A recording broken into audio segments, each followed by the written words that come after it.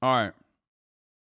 News overnight, the Justice Department revealing the most information to date and why agents search former President Trump's Mar-a-Lago home, finding some 322 classified documents, many of them top secret. And what we are learning this morning is raising serious new questions. It sure does. The feds are calling on the... It's a lie. It's not raising serious new questions. It's basically answers for prior questions, which is the DOJ, it openly showcased that and proved that there was a reasonable suspicion to go into the fucking to go into Mar-a-Lago to conduct the secondary search once they basically released the affidavit, the redacted affidavit, which showed that the original documents that they had retrieved from the fucking the original documents that they had retrieved had such insane, top secret, highly classified details that, like, they were like, okay, well, there's more information in there. There are more classified documents in there. We got to go back. And they are not following along with our subpoena. Last night, they basically came out and stated, because they had only shown what the details were, what some of the classified documents featured, right, from the original retrieval. Now, they are, once again, having to prove themselves to showcase, like, oh, okay, well, here are the top secret classified documents that they took from the second raid, not from the first subpoena and back and forth collaboration between the Trump administration and the government, but this time in the raid itself. The judge to reject the request from the Trump lawyers for a special master review device. They also released new evidence. This is the funniest thing, by the way. He literally took, like, top secret SCI documents alongside photos of the framed Time magazine covers that he was on. Including this photo. Look at this right here. Highly classified material they found at Mar-a-Lago, some kept in the former president's desk. And the filing reveals new details about the investigation, raises new questions about obstruction of justice. Chief Justice Correspondent Pierre Thomas starts us off from the Justice Department. Good morning, Pierre. George, good morning. Overnight, the Justice Department filing a stunning new motion challenging Trump's request for a special master and offering explosive new details alleging lies and obstruction of justice. Like, these motherfuckers literally were collaborating or seemingly collaborating with the federal government. Turns out they weren't, though. The government also developed evidence that the government records were likely concealed and removed from the storage room, and that efforts were likely taken to obstruct the government's investigation. They saw that the federal government was like, hey, we know you have these classified documents. You need to give it to us. And then they were like, okay, here are some of the classified documents. And then they took some of them and hid them, which is fucking insane. It is literally directly against everything Donald Trump has said so far. It feels like, and I don't know why, and I don't know how it's this dumb. I don't know how the country was run by such fucking baboons, but it literally feels like Donald Trump purposefully was like, yeah, we actually would have collaborated with the government, and then, like, literally stole and kept some of these documents. Like, why would you do that? I don't understand. I do not understand why you would do such a thing. Or if you were to do such a thing, why would you turn around and say, well, if the government had asked nicely, we would have handed over the documents? Like, you literally do the opposite of that. What the fuck? It's like, it's kind of like, you know, when you're growing up, you have like a bully, right, in class, and you want this person to stop. You want this person, you want to see the goodness in them, you want to see the kindness in them, right? But they just simply cannot stop. They get punished for it, and they're like, nope, I'm still going to be a bully. Okay? It's just like he can't stop himself from fucking up, and it doesn't make any sense.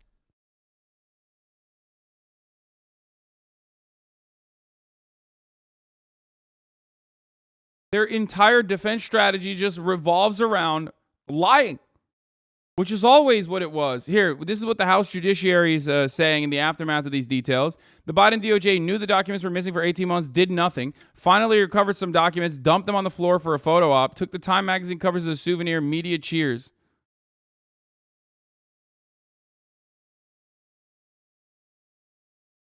What a psychotic, absolutely insane fucking thing to say as a defense.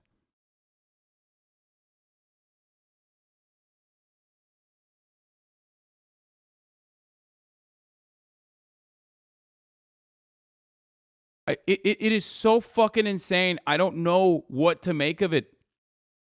Like, I cannot comprehend a world in which this is something that an adult would do. You know what I mean? It's just like they're just using whatever they can. They're using anything and everything they can to just be like, yeah, no. They're lying every step of the way. And it doesn't really matter. It's just like people are so fucking stupid in the fan base that they're just like, yeah, we don't really care. DOJ says that not only Trump's argument nonsense that some of the records show should be barred by executive privilege, he never actually asserted executive privilege. So he's just throwing shit at the wall and seeing what sticks. And the Trump team likely concealed classified records from investigators. The DOJ included two very important documents in its filing: the May 11th subpoena seeking all records marked classified in Trump's possession, and a request for certification from Trump's custodian that all responsive records were turned over. One of Trump's attorneys signed a certification insisting that all materials subpoenaed by the DOJ had been returned as of June 3rd, which wasn't the case. They noted that no one has ever asserted Trump had declassified anything and treated the docs as though they had remained classified, which, by the way, doesn't matter. There is no, stop trying to give Trump an out. Stop taking the Trump team seriously. Stop. I don't know why the media makes it seem as though, when Trump says, well, maybe I declassified it in my head, the media is like, well, there is a robust legal debate on whether or not the president could declassify materials just in his own mind without telling anyone. Stop. Stop offering that credence. There is a process for this declassification, and you know it. I know it. The American Heritage Foundation knows it, okay? The Heritage Foundation knows it. They know it, and yet they still lied about it. Why the fuck are you going along with it as though it's like a legitimate way of thinking about this sort of thing?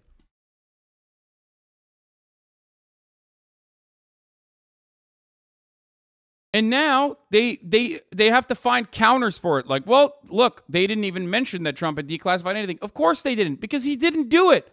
And even if he said he did it, it doesn't matter. There is no such process. You can't do that.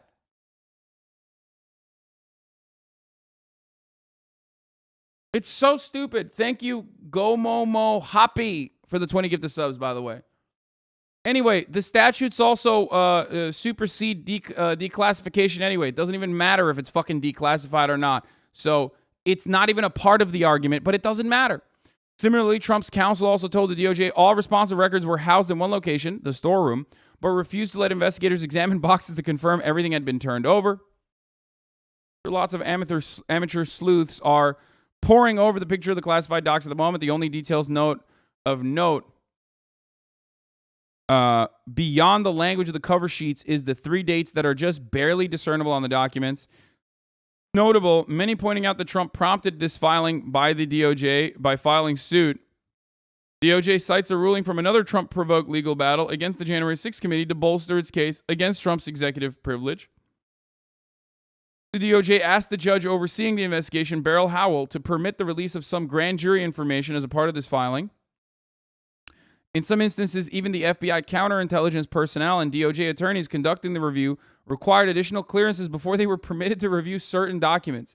So the documents that Donald Trump took and hid and refused to give back to the federal government, when the federal government asked nicely time and time again, okay, which is just insane, completely insane. And also insane because, why would you do this? It is so clearly in violation of the law, but insane also because it's like the silliest thing to do. They gave you every out. They gave you every opportunity to handle this amicably, and you still chose to go, nope, not doing it. What are you, trying to go to prison for fucking treason or some shit? What's happening? Is this just a trial on what he can get away with?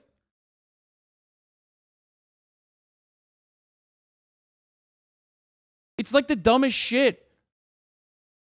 You could have done so many different things, which Donald Trump did, to be honest. His cabinet, his administration was pretty fucking corrupt. And not exactly very good at hiding the corruption either. At least like the Clintons, Obama, all these other motherfuckers were like very good at utilizing the legal avenues of corruption, right? Whereas Donald Trump was just like, fuck it, YOLO. I'm going to boulder through this like I have this entire time. In retrospect, it's mind-boggling that Trump and his team spent weeks since August 8th search saying they voluntarily comply with every request of the DOJ investigators. They even put it in their lawsuit when it's simply fucking false. Look, why raid my home with a platoon of federal agents when I have voluntarily cooperated with every one of your requests? Well, they didn't. You took some of the fucking files and you hid them. You took some of the files and took it somewhere else.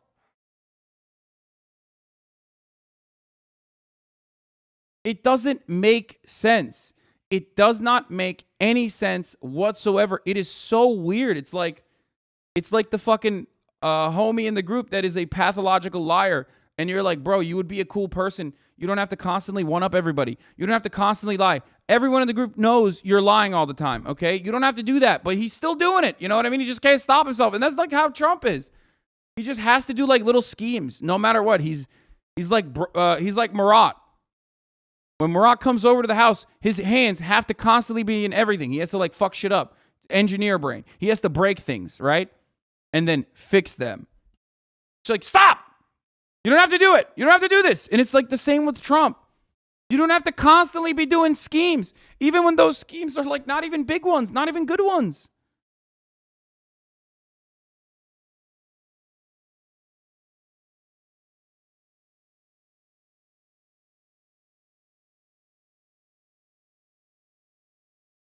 Like, when the federal government comes over and says, these are incredibly well-documented documents, like we know exactly where they're supposed to be. There's 11 different classifications. I made up that number.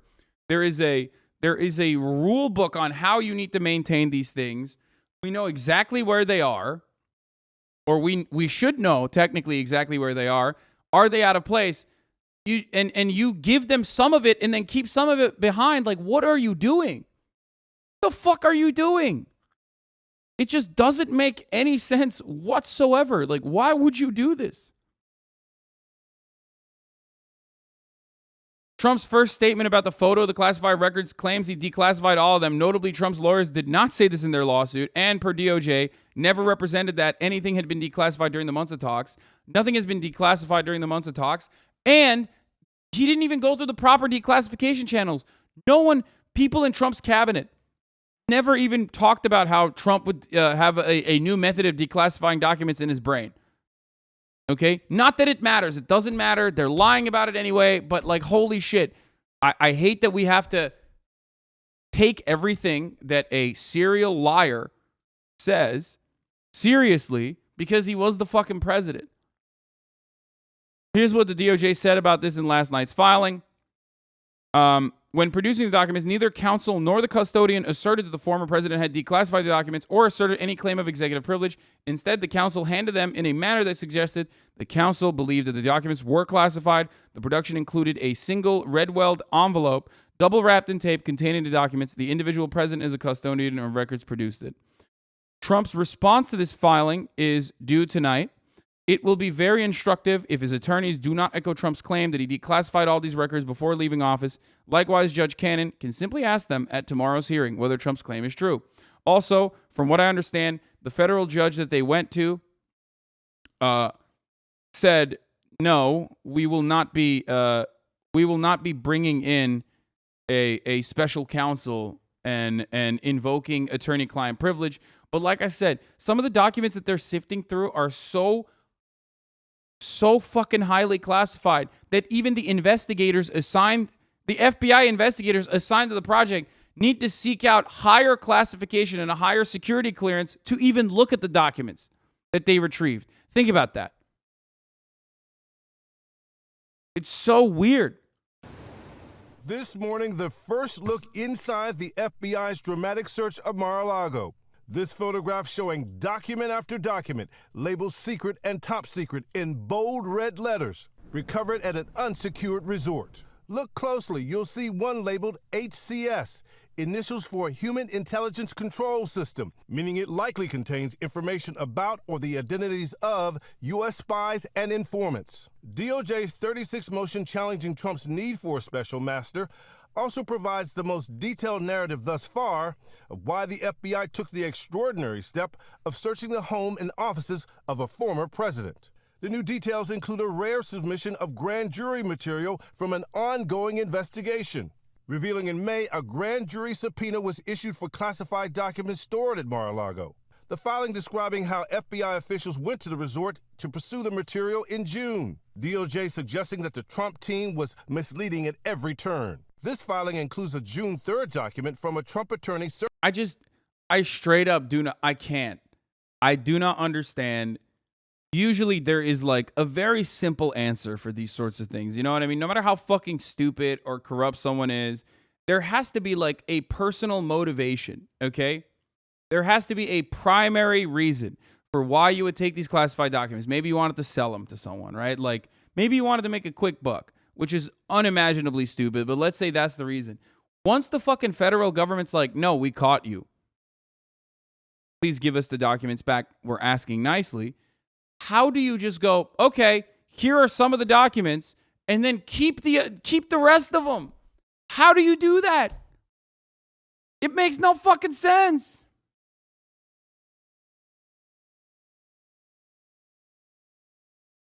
Like, you can't, there is no leverage in that circumstance. You're fucked. The only leverage is how many cigarettes you're going to be able to sneak in your gigantic bussy into fucking federal prison. So you can have some leverage and protection inside. That's the only leverage you got at that point. What the fuck are you doing? It just doesn't, I don't understand it. It makes no sense. They gave him an out every step of the way. That's the funniest part about this. Like, federal authorities do not operate in a disruptive capacity. Federal agencies are not supposed to attack people like Donald Trump. That's why so many Republicans are losing their fucking minds over this. Okay? The federal government does not come after the rich and powerful. Let's be real. Their sole purpose pretty much is to extend the same hierarchies that bind us, the same hierarchies that govern us. And at the center of that, at the core of that is capital's incredible, awesome powers, right? The federal agencies are supposed to protect that power. So you don't really expect them to turn around and just like, rip dicks.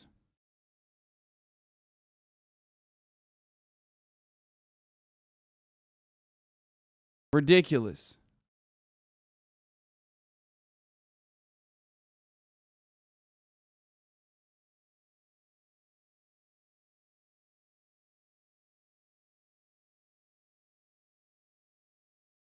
Certifying that all classified documents had been turned over. But soon afterwards, the FBI... By the way, someone just asked,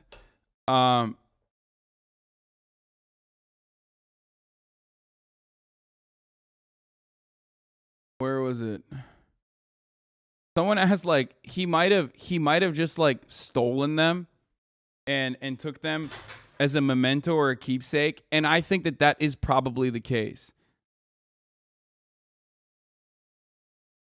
Probably wanted to get caught for the attention and to galvanize his base, and this is just a hit job to stop him from running. Like, if it seems content brain as Trump would do, no, that's too much 5D chess for Trump. He doesn't operate in that kind of like mischievous capacity. No, that's just like, that's literally theory crafting that's just what Democrats and Republicans both did for the past fucking 6, 7, 8 years that Trump has been in politics now. You know what I mean? A prominent force in politics. No, he's not that smart, man. He's not. If he was that smart, he wouldn't have fucking defaulted owning a casino. Come on.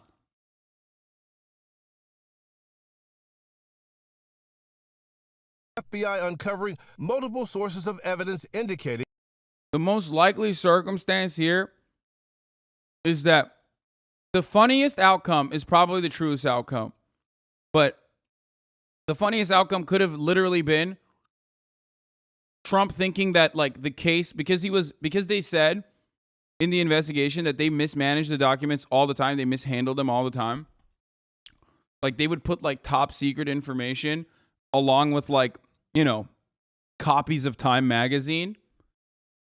So the funniest and most likely scenario here is that he literally didn't know. Like he's such a fucking idiot that he just straight up took like a bunch of the important stuff and put them in other boxes that were not supposed to be there and didn't realize that he took some of the top secret classified shit and left it with the other classified shit, because everything is classified. Everything he touches is classified. He's a fucking president. And most likely he just like took some of the highest security clearance, classified shit that he wanted to show off to his friends because he's a fucking idiot, right? And he put it in with the memorabilia, not realizing that, like, you know, the federal government is not supposed to. When the federal government asks for that, you have to give it. You have to take it, and you have to give it back.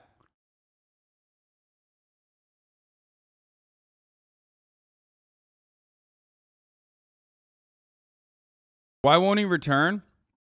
Oh, the reason why he didn't return it is because he's a fucking idiot. And he was like, no, these are mine. These are like Time magazine. No, keep those.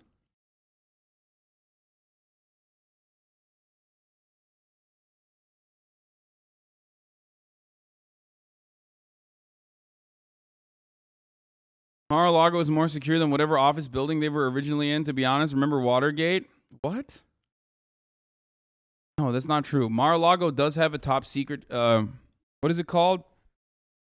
It has like a weird acronym. It's like SCAT or something.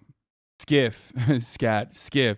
Mar-a-Lago has a SCIF, which is a top secret classified like room that you have, right? Yeah, it's like there's like different rules and regulations for things like that. However, from what I understand, if memory serves, SCIF designation goes away when you're no longer the president. You can't just like have a SCIF. Yeah, see? They had a SCIF, but they had it dismantled and removed from Mar-a-Lago in 2021. You can't permanently have a federal government operated special classification room to maintain and hold on to classified documents when you're no longer president. But it doesn't even matter because he took it out of that room anyway. He literally took it out of that room. As they say. That the response to the May 11th grand jury subpoena was incomplete and that the I'll be classified back. documents remained at the premises. And for the first time, startling specific allegations of obstruction of justice. According to the court filing, the FBI developed evidence that government records were likely concealed and removed from the storage room at Mar-a-Lago, and that efforts were likely taken to obstruct the government's investigation. Some of that classified material found in a series of desks in Trump's office. More than 100 documents recovered. Again, this after Trump's attorney had claimed that all the material had been turned over. DOJ officials claim Trump has little to no standing to request a special master review of documents based on issues of privilege. They said there could be no claim of executive privilege because the classified documents do not belong to Trump. They belong to the U.S. government. George? Thanks. It's bringing our chief legal analyst, Dan Abrams. You had some midnight reading. Yep. Let's talk about it right now. Earlier, you thought we didn't know enough based on the earlier affidavits to determine whether it was likely that former President Trump would be indicted. How does this change your view? Look, none of this is good for Donald Trump, right? Anything in here simply increases the chance of a possible indictment. But it doesn't answer the fundamental question, which is, was the primary goal of the FBI to get the stuff back? To say we need to secure this stuff? Or is it both to secure the stuff and to pursue a potential criminal case? And we simply don't know how willing or eager, and it's not going to be up to the FBI, it's going to be up to Merrick Garland, as to whether to file charges in connection. We don't know, and Pierre highlighted as well, but this is the sentence in the document that really jumped out at me. It said the government also developed evidence that government records were likely concealed and removed from the storage room, and that efforts were likely taken to obstruct the government's investigation. And when you read this document, it becomes clear that they tried and tried to work with the Trump team. Up to this point, Donald Trump has said, look. Yes, that's the funniest part. Again, and I've repeated this so many times. You probably heard me say this so many fucking times over the course of the past month or so now, or whenever this shit popped off originally. Okay? is that they, at every step of the way, every single step of the way, were like, please, let's not rock the boat. Can you please give us the documents? Can you please give us the documents if we ask nicely? Please, just give us the documents. Serve us the top of the hour ad break. At the top of the hour, there's a 6-second ad break. Please, we know it's coming. You know it's coming. I know it's coming. People in the chat know it's coming. Just serve it. And please tell us, like, how we can avoid it. Well, don't worry, I will. At the top of the hour, there's a 6-second ad break, and if you no longer want to see those ads, all you need to do is subscribe for $5 or for free with a Twitch Prime. By connecting your Amazon Prime account to your Twitch account, you can get 1 free Prime subscription a month. Use it on your favorite streamer. Hopefully that's me. You can also get gifted a sub if you're lucky. Yeah, no, that one stays on that. There you go. That's the middle one. And then the front one is the end one. Yep, there it is. Sorry, Chris is closing my door. Anyway, Capri Sun Poppy, thank you for the 5 get the subs, allowing 5 people to no longer see the ads. Let's go. Here is the 1-minute ad break now.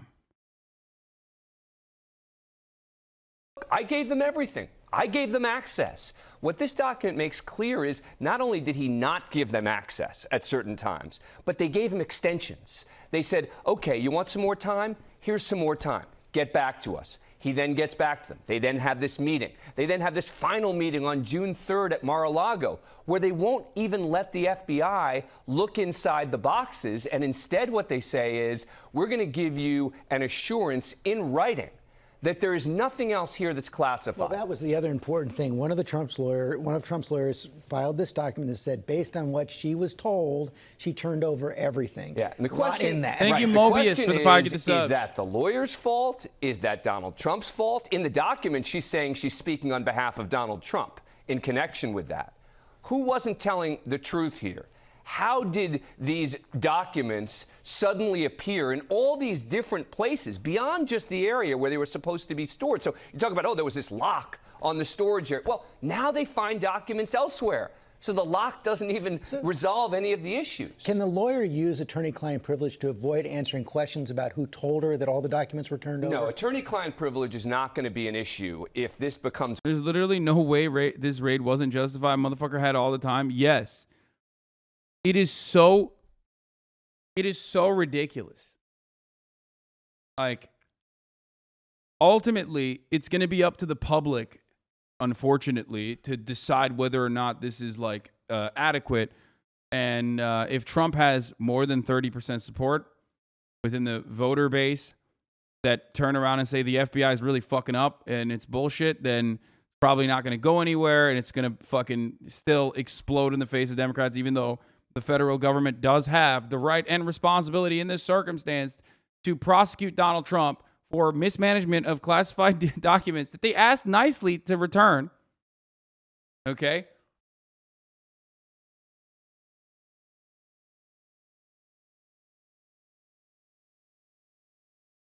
And it blows my mind. It blows my mind. He's going to probably get away with it because it's usually how that works. But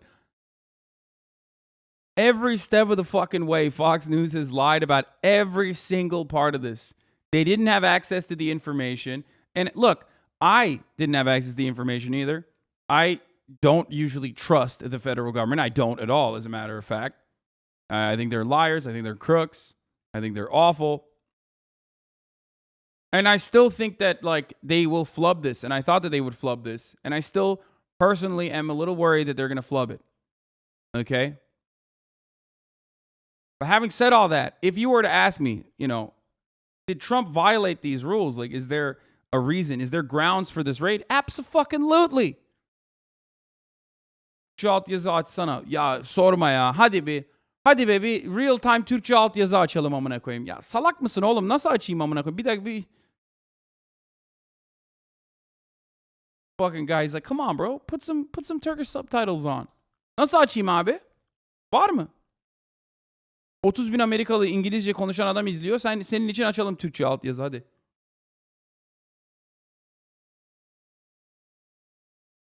It's a question of, he told me to do it. or I did this on my own, et cetera. So I don't think that's going to be the fundamental question, although there are some documents in here which do appear to invoke the issue of attorney-client privilege. I don't think it's going to be significant. One final question. The filing makes it clear that these were government documents. They belong to the government, not to Donald Trump. Does that change whether the judge will appoint a special master? Look, it's a huge factor, right, is that we talk about these documents as if they are Donald Trump's documents, right? And the government's position is they don't belong to Donald Trump. I do think that since the judge has already indicated that she's likely to appoint a special master, she probably will try to move forward with that in some sort of limited capacity. But I think that that's sort of a minor sideshow at this point. Gone through all the documents. Right, they've gone through all the documents. They know it's in there. Their own team has separated it out. The most important thing that the public learned today is the fundamental question answered. Why did they have to use a search warrant? Why couldn't they have found another way to get this information? And the answer, according to the government, is we tried. Dan Abrams, thanks very much. Hi, everyone. George Stephanopoulos here. Thanks for checking out. It is the live PD guy. Okay. I want to see more, though. I want to see more because Fox and Friends is turning to Dan Bongino to assess the latest DOJ filing on the Mar-a-Lago shit. And, of course, everyone's favorite psycho, Dan Bongino, is popping off on it. Here is a U.S. governor. Oh, God. Give me. I will try not to simp here. Here's a U.S. governor taking the position that maybe the FBI planted the classified documents, which Trump himself says are real and his, but that he secretly declassified. And those documents should be made public. I guess the question to all of you is what was in those documents and folders? Do you know? No, Top we secrets. don't. And we deserve We to don't know. know what they say. And I don't know if the DOJ and FBI can be trusted to tell us what was in there. That's the thing. You can see folders. You can see big words on the. Do we know that that is Right. really what President Trump brought to his Right. home? Do we know that he put them there? Do we know what's inside? That's Yeah. why I think it's important that the DOJ bring in someone who's outside of this, that's a neutral individual that can look at this and really build some trust back in our justice system. This has been a political fight against President Trump. They've attacked him for years and years. They want to destroy him. That is why we can't trust them to do this When will they alone. tell need us what's in someone. those documents? I really do think that they just know. Like, they know that their audience is so fucking stupid. That's why they're like, well, look at all these big words, don't you know? There's big words. You can put big words on a document all you want, but what is it? We must know. Documents the day before the election? Yeah, I'm guessing, or the day after. This is all political. They've been picking up this issue for years and years, and they're going to use it to their advantage to see what they can do to manipulate an election again. Yeah, by the way, they're not doing that, which they should. Scoop, federal prosecutors likely to wait until after the November election to announce any action against Trump if they determine he broke any laws. Sources tell. Under DOJ policy, no investigative steps 60 days before an election. This year, that's September 10th. But it's not his election. And also, the DOJ has violated that rule. Jim Comey violated that rule. Like, the FBI literally violated that rule. The 90-day rule was violated by the FBI.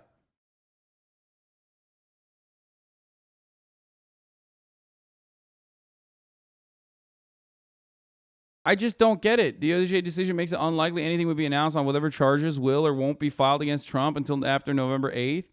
While he isn't on the ballot in November, Trump has endorsed candidates who are, and he leads a fierce political movement. That's great, man. Too big to fail, even in this system. Too big to fail is just an invention of capitalism. And it exists in every facet of our lives. Okay? Oh, sorry. I know Trump's not running for re-election. And even if he was, he wouldn't be running for it until in the next 2 years.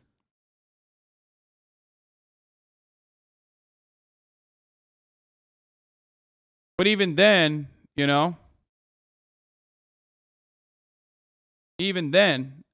he's just really powerful. He's just really influential. So he can do what he wants, Fuck it. He recently demanded that he be reinstated as president or a new election held. Trump also might declare he's running for president prior to November. Nice, dude. Great. That doesn't mean anything. because the presidential race is not for another 2 fucking years. God, I hate these people so much. I hate every part of this.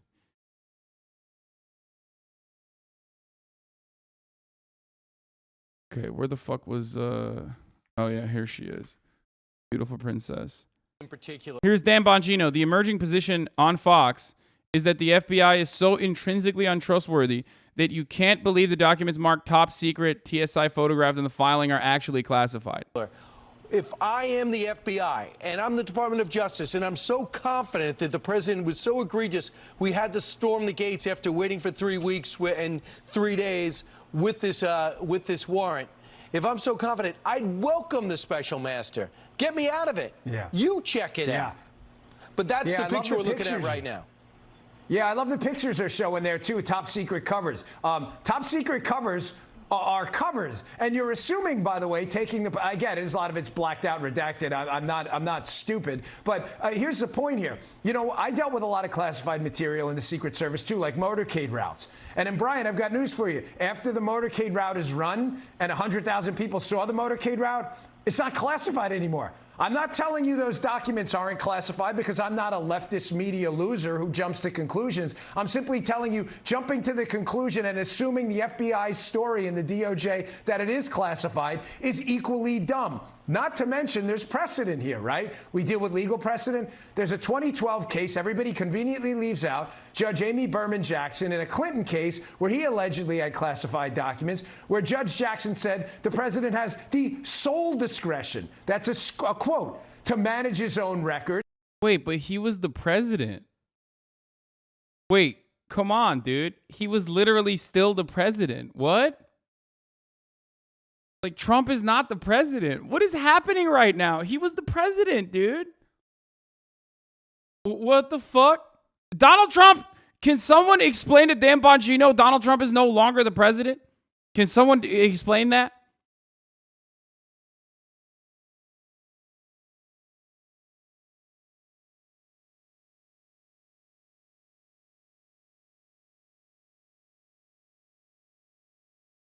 Am I misunderstanding what he's saying? Because I'm not a leftist media loser who jumps to conclusions. I'm simply telling you, jumping to the conclusion and assuming the FBI's story and the DOJ that it is classified is equally dumb. Not to mention there's precedent here, right? We deal with legal precedent. There's a 2012 case everybody conveniently leaves out, Judge Amy Berman Jackson, in a Clinton case where he allegedly had classified documents, where Judge Jackson said the president has the sole discretion, that's a quote, to manage his own records. Yes. When you are the president, technically you do have discretion. Technically you can go. Am I misunderstanding what he's saying? He said 2012, Clinton wasn't president in 2012. He was talking about a Bill Clinton case in 2012. I don't even know what the fuck he's talking about then.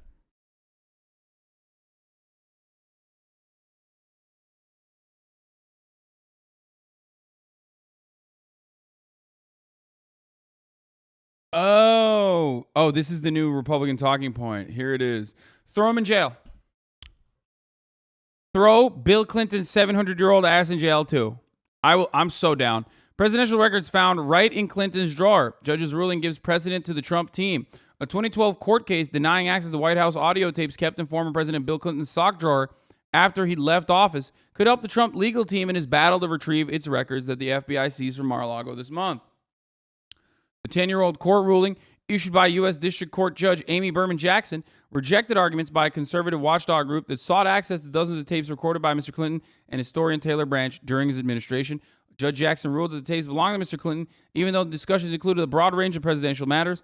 The court ruled that the National Archives and Records Administration had no power to seize control of them because Mr. Clinton had used his authority under the Presidential Records Act to declare the recordings. Wait.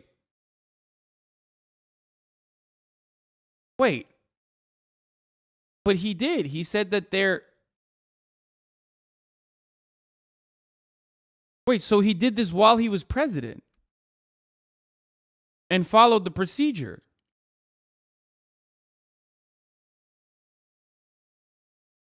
a thing that Trump didn't do. And they're probably not the same level of like top secret classification, I would suspect. Wait, what? This is an entirely separate. This is like an entirely separate case.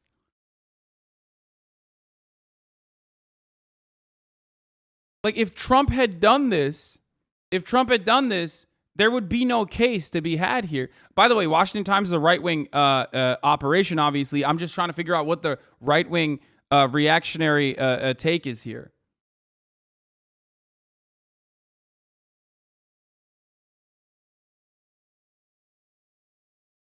Also, there's varying degrees of classification. I don't think, maybe I'm wrong, and if I am wrong, then, you know, lock his ass up too. I'm down to fucking throw Bill Clinton in the prison, in a federal prison. Straight up.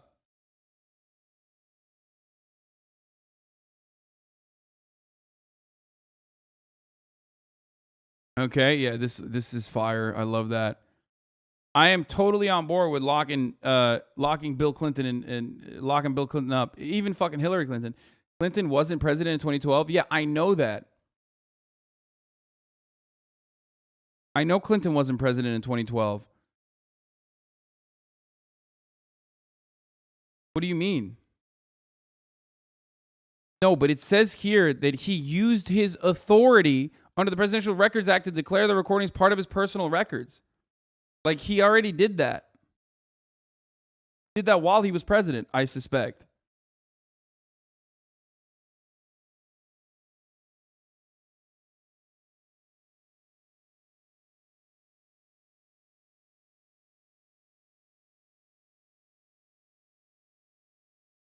And they weren't classified docs. They were literally private convos between him and his biographer. Yes. Everything the president touches is technically has like some level of classification. You can't just, for example, if you write something with a Sharpie on a piece of paper as the president, there is a specific way of archiving that information and then also throwing that information and like burning it. You know what I mean? Like, everything the president touches is technically super, super classified, right? But there is a declassification process that you can go through if you want to keep some mementos from your time as president. Former presidents have done this, okay? There's also a separate archive that you can take some of your personal information and put in, okay? Obama did this. That's what Donald Trump was talking about. And Bill Clinton did this as well. None of which, and I mean none of which, is going to be the actual people that they're using on the ground, like highly, highly top secret classified information. Like you can't just like take the nuclear football with you, if I'm not mistaken. And even if Bill Clinton did that, throw him in jail. Hey man, I'm on board with that. If Bill Clinton actually stole nuclear secrets and didn't actually declassify it, even though this seems like he did, he went through the proper channels, throw him in jail. I'm on board.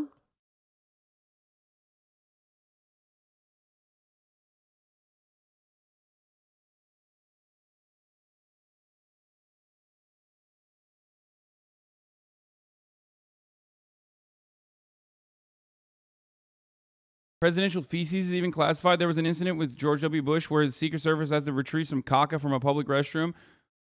Everything the president does is classified, yes, because you know it's a national security concern. If somehow they figure out which one is George W. Bush's caca, they can turn around and you know figure out his dietary habits, you know, whatever.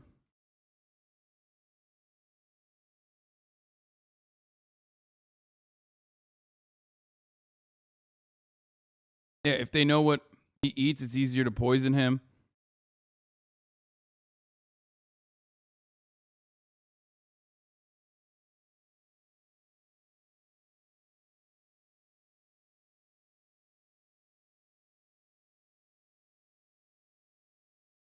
The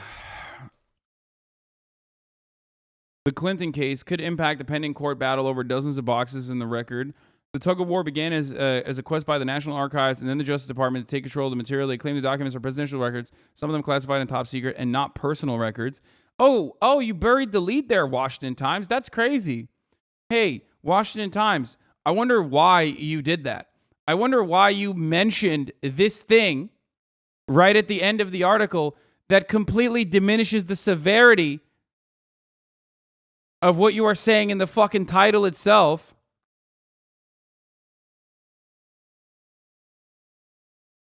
Like, how are you going to contradict exactly what you said up here?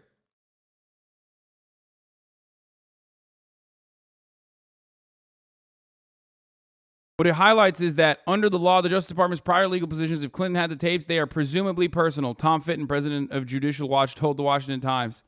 His group filed an unsuccessful lawsuit seeking the Clinton recordings. Huh.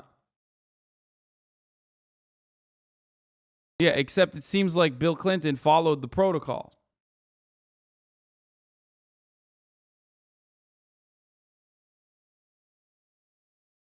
That's great. Let's see what the rest of this and to is. say what's personal and what's not. That's really funny how that's left out of all of the analysis. And everybody, even some friends of mine on the network just say, hey, it's classified. And you know that how? Oh, so you're just assuming, because again, the FBI, the PP tape FBI told you that. So you're just assuming. You don't actually know any of that. And by the way, you ignore that it's a sole He said PP head.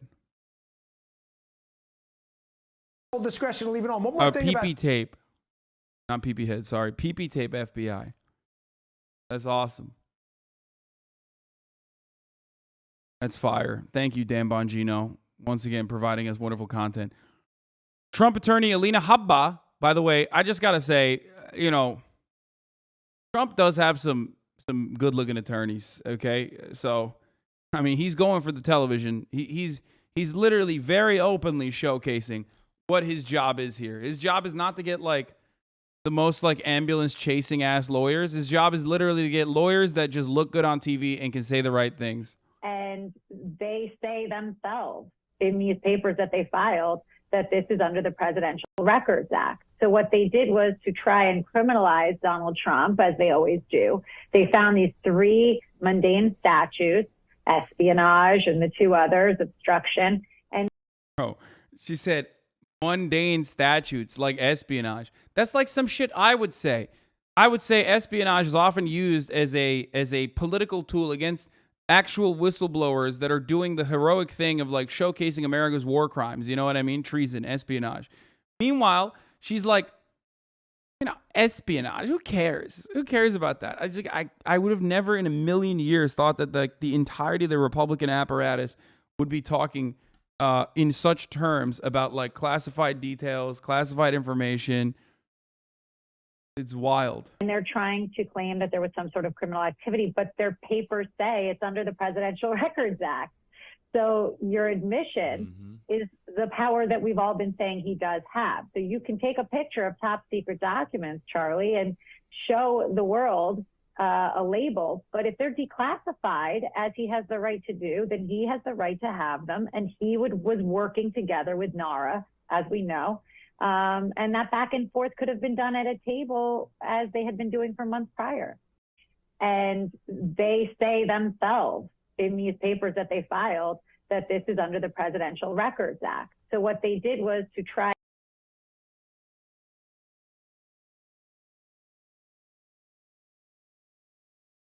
It's hard not to agree with her. I'm just saying. Alina Habba is upset that DOJ and FBI are looking into mundane crimes like espionage.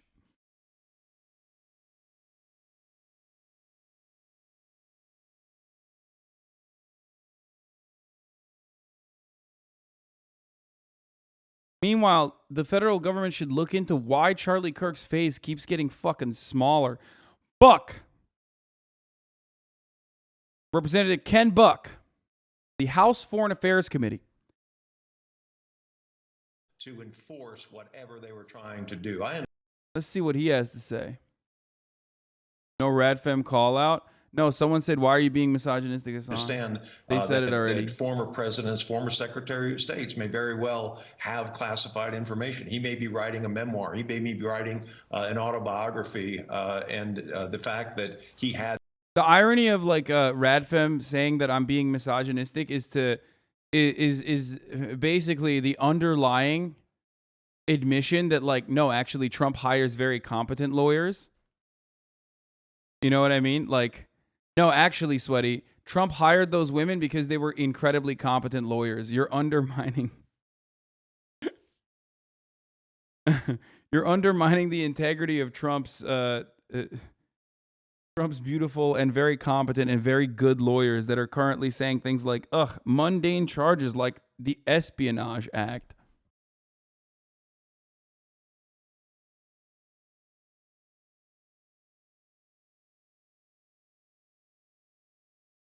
Course, whatever they were trying to do. I understand that it's hard not to agree with her. Lol. Yeah, that's a joke. The joke is on me. I'm saying because I'm a stupid man that I'm like, lol. I'm like faking. Do I have to explain every joke to motherfuckers all the time? Here's the joke. Okay, I know you love me and you think like, oh man, Hasan is this guy who's always correct, right? He's always has the good takes. When I'm doing that, okay, when I'm doing like, oh my God, I believe her, I'm not being serious. Clearly, I'm not being serious, as every part leading up to that joke implies that I'm undermining what she's saying, or at least like providing an adequate retort. And then immediately after the joke, I'm still providing adequate retorts to the psychotic things that she's saying on television, okay? However, the joke itself is on me. I'm saying like, I'm a stupid man who thinks with his penis, okay? That's the joke. The joke isn't like, oh, she's a woman, don't listen to her, lol, only look at how attractive she is. She's an object of desire. The joke is when you're a stupid man like me, okay? No, I know that there are some people who just cannot comprehend nuance or jokes or whatever, so I'll fucking take the time out and describe it to motherfuckers, okay? Yeah, we're on Twitch. A lot of chatters don't really understand it. They just don't. Okay?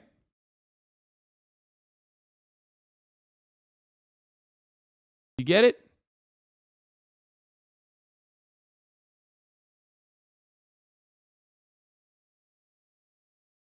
Okay. My brother thought you were serious about being a Turkish nationalist that believes the Turks should rule the world. Oh my fucking Lord, dude. Former presidents, former secretaries. I think like the internet has made everyone a little neurodivergent though, especially because like that's the reason why we need tone indicators, not because like oh it's accommodating to people with autism or whatever. Tone indicators are accommodating to everyone, not just people with autism. Literally everyone, because there is no way to understand nuance in text, and there's usually no way to understand nuance in general. And I think that's unironically, this is a bit of a complete sidetrack convo here, but I think that's part of the reason why a lot of people who do lack the capacity to even understand context and tone indication, unless someone openly states it, right? That's probably the reason why so many people love like edgy humor.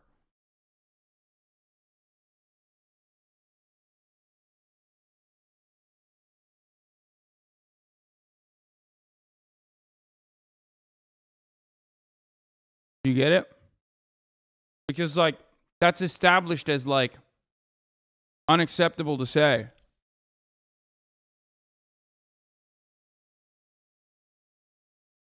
Force whatever they were trying to do. I understand that former presidents, former secretary of states may very well have classified information. He may be writing a memoir. He may be writing an autobiography. And the fact that he had documents in and of itself isn't a concern. How he treated those documents and what negotiations occurred with the archivist, we just don't know at this point to enforce whatever they were trying.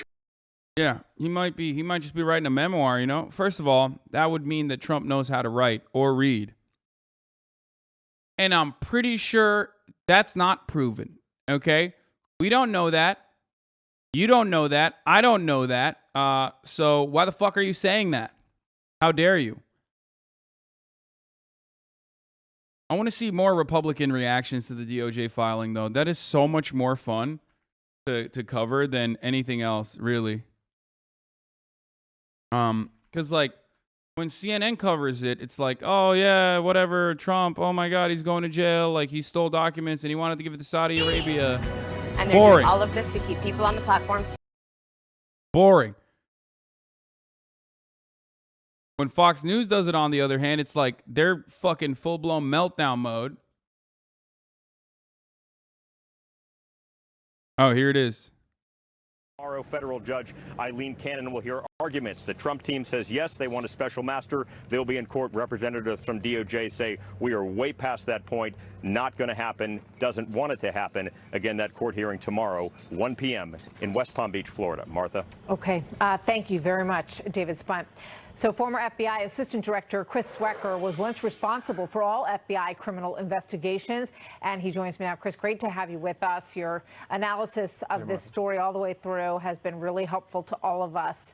What was your reaction to this filing last night and its contents?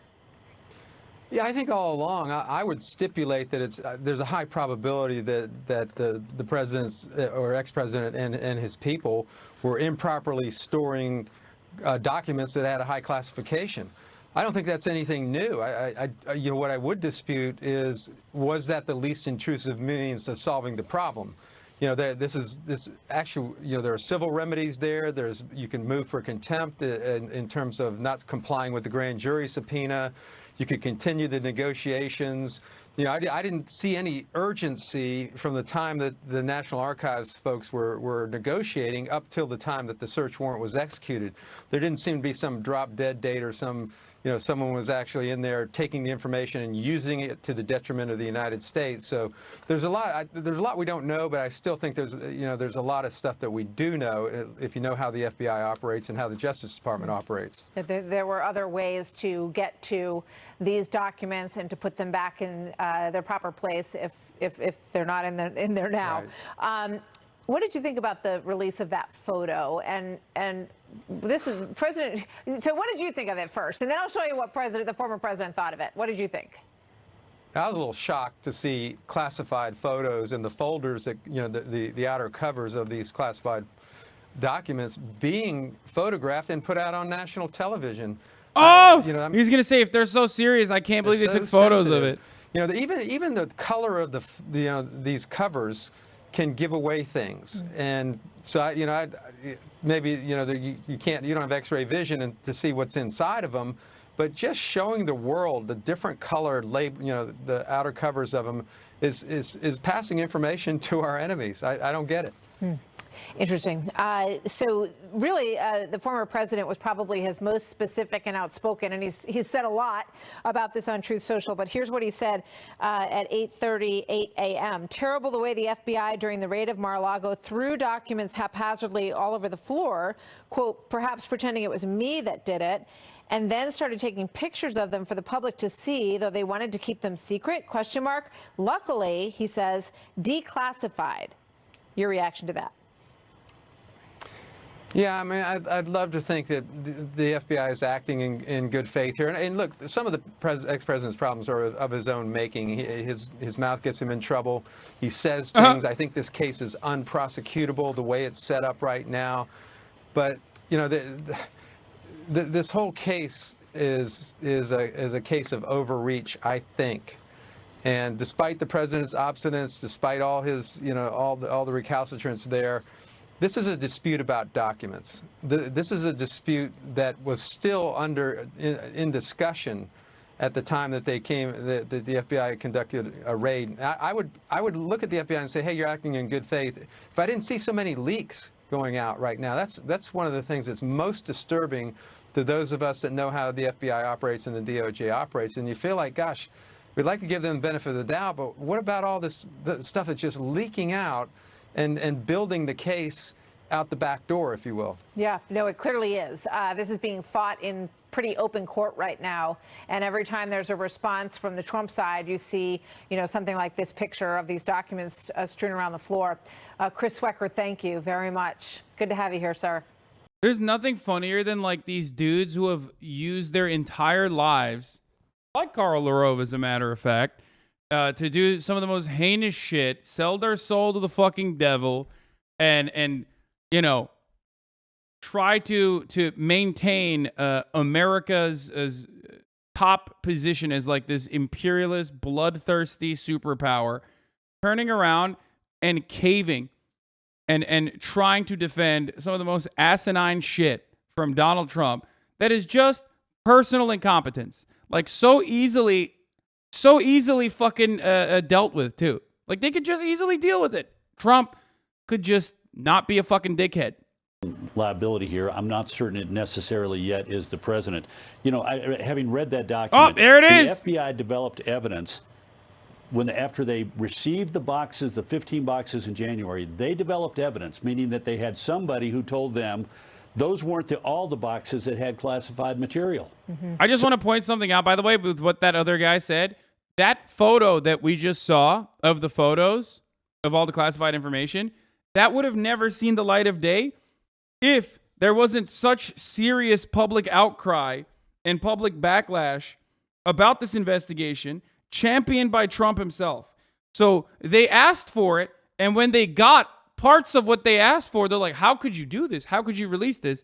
Hilarious in and of itself. Responsive to your subpoena, and here they are, and we didn't keep copies of them. And they say in the filing, the Department of Justice and the FBI say they have multiple sources who said to them there are more classified documents, and they're not just in the storage room, and some of them may be have moved from the storage room elsewhere. And remember, on June 3rd, the FBI Director of Counterintelligence, who's leading the group of people who are accepting the document, says, can I look through these other boxes here? And the president's lawyer says, no, we've already conducted the diligent search.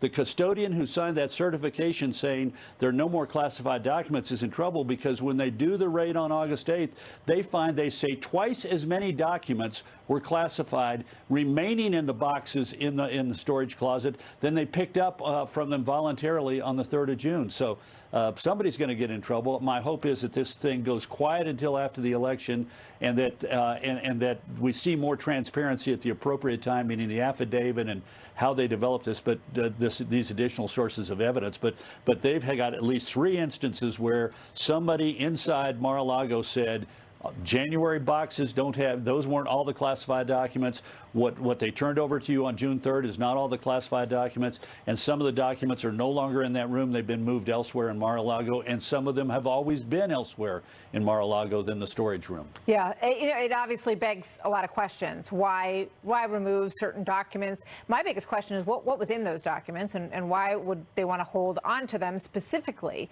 those documents? Why would they want to hold those back? But one of the problems is that's its own situation that the DOJ is investigating, and the Trump side has their lawyers and their feelings about what was rightfully his and able to take. But it's just interesting. Let's be clear. Let's be clear on this. None of these government documents are his to have taken. I agree with the deputy director who said that a lot of the former president's problems are of his own creation. You can, under the Presidential Records Act of 1978, you cannot take original documents out of the White House with you when you leave the White House, whether you're the president of the United States or any of his aides. No, it's forbidden under the law. Now, there are no criminal penalties for violating it, but why the former president packed up 20, nearly 30 some odd boxes of material when he had no right to do so? And that's what the government asserts, incidentally, in this filing. They say former president asked for the return of the documents because, as he said in his filing, they were created during his administration, and the response of the government in their filing was that's evidence that they aren't his. If they were developed in the White House during his time of presidency under the Presidential Records Act, they belong to the government, not to him. So, there are. I don't know. Mike Davis, you worked in the White House, so you have experience with this. You understand the classification. Yes, Karl Rove is the reasonable Republican neocon, guys. He does this shit all the time. Don't be fucking duped. He's a A war criminal just as bad as Trump, if not worse. They say he may have stole or misused government property under the Presidential Records Act and other statutes. That's just not possible. There's a 2012 decision by an Obama judge that former presidents can take personal records with them when they leave office. So there goes the obstruction allegations. It's legally impossible to obstruct non-crimes like they're trying to investigate here.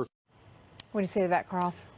Well, I'm not certain that that's accurate. Again, I'm not Yeah, a lawyer. what the Mark fuck? Davis What is, are but the decision in question, the Obama judge decision, was involving, as I understand it, audio tapes of interviews conducted by an author of President Obama during his time in office. That's the tapes so different. Were in the possession of the author, who was doing an oral history of President Obama, and there was a FOIA request to turn them over, and the court held those were not governmental documents; they were the property of the author. And yes! Of the oral history, and they were in his possession, not in President Obama's possession. And it was adequately, it was adequately fucking taken. That are created by a White House during the time of a presidency are anything but government documents. You know, and we know that that's not the case for Trump, because some of the documents that he had quite literally were top secret.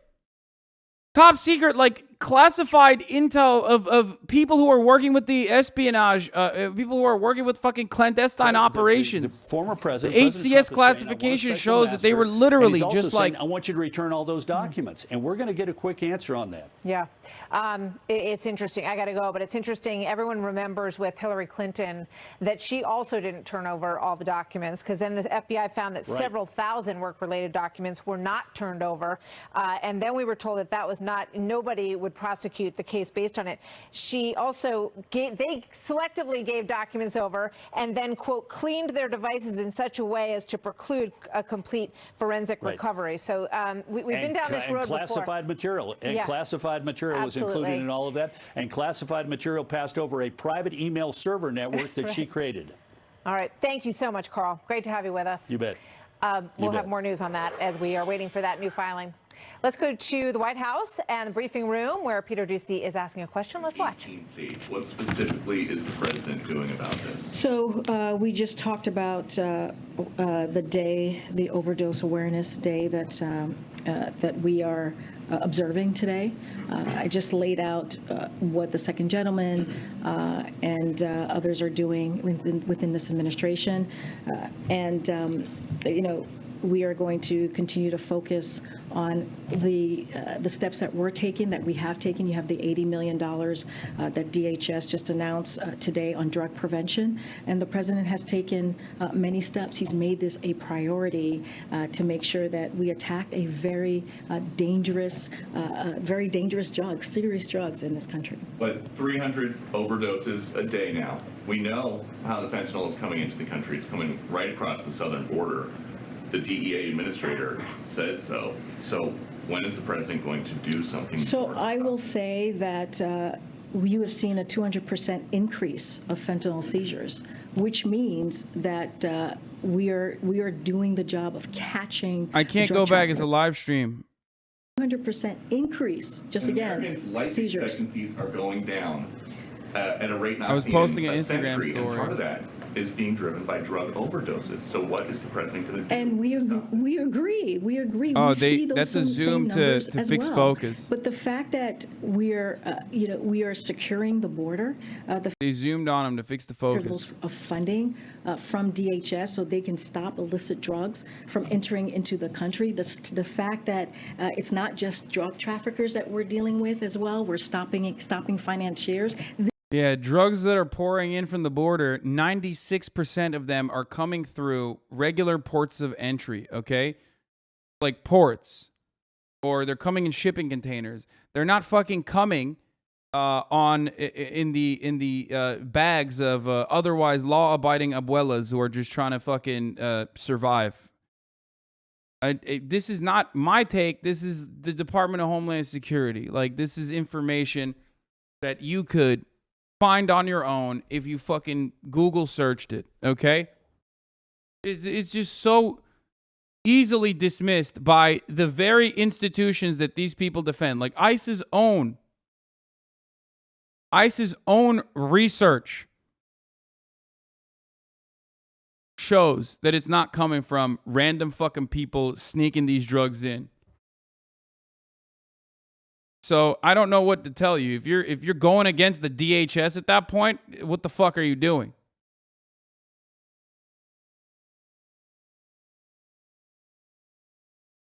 $3,000 arrests in the first 3 months of launching an aggressive campaign to combat the multi-billion-dollar human smuggling industry. When it comes to what's happening with drug overdose, this is something that the president cares about.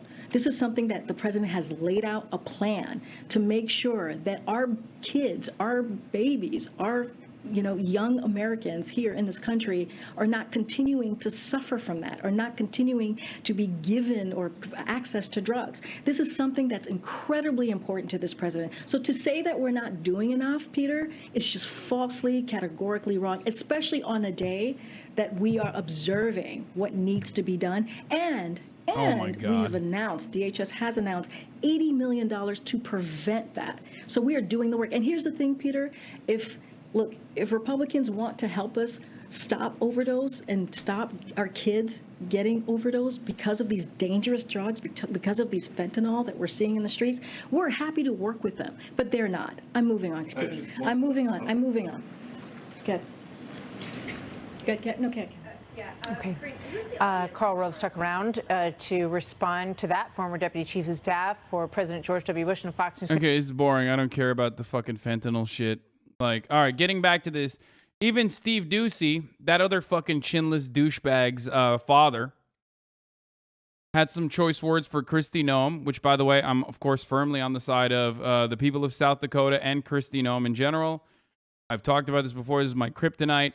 Let's take a look. It comes down to, why did he have all that secret stuff at Mar-a-Lago? I know his team has said that they declassified it, but that's news to the agencies that those documents belong to.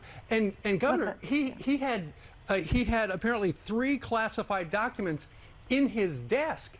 And then the stuff, as Brian detailed on the floor, it shows 5 yellow folders marked top secret, and another one that says secret SCI, which means sensitive compartmentalized information. Those are the biggest secrets in the world. Why would he, and apparently the former president went through them in January, why wouldn't he say, oh, you know what? I really need to turn that back over. Why did he have all that stuff at Mar-a-Lago?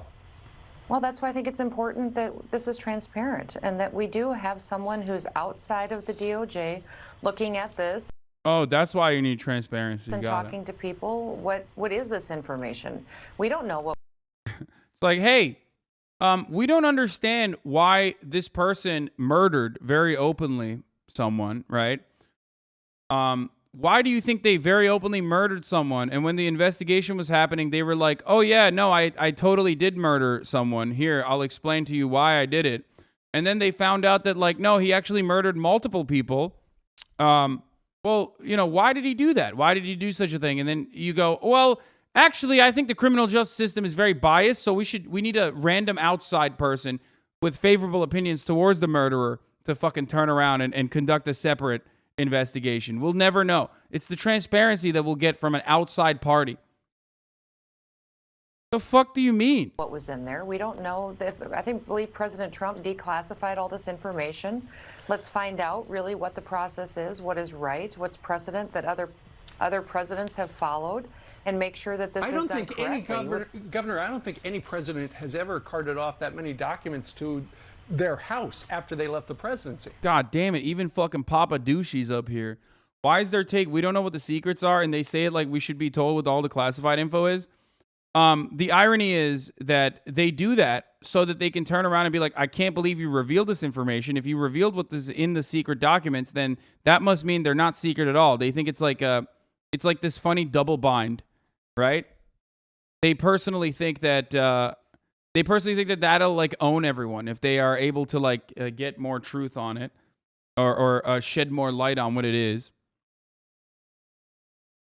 But as days go by, and new details emerge, details that the Trump camp has actively sought to reveal when they could have revealed it themselves, by the way, whether it be not affidavit, but the Trump camp could have always revealed from the day one the active cooperation that they had with the DOJ. The Trump camp could have revealed from day one that what the search warrant looked like, right? And they didn't do it. They didn't do it. They were like, "Come on, reveal it," and then the DOJ would reveal it, and they'd be like, "Oh fuck, okay, well, here, look here, listen now, maybe things are a little bit different than you thought it was." Like, and they would just change the fucking narrative. They would shift goalposts and try to reframe the narrative in a way that like makes them look good, but because of that, you just kind of run out of options at a certain point. There's only so much you can do.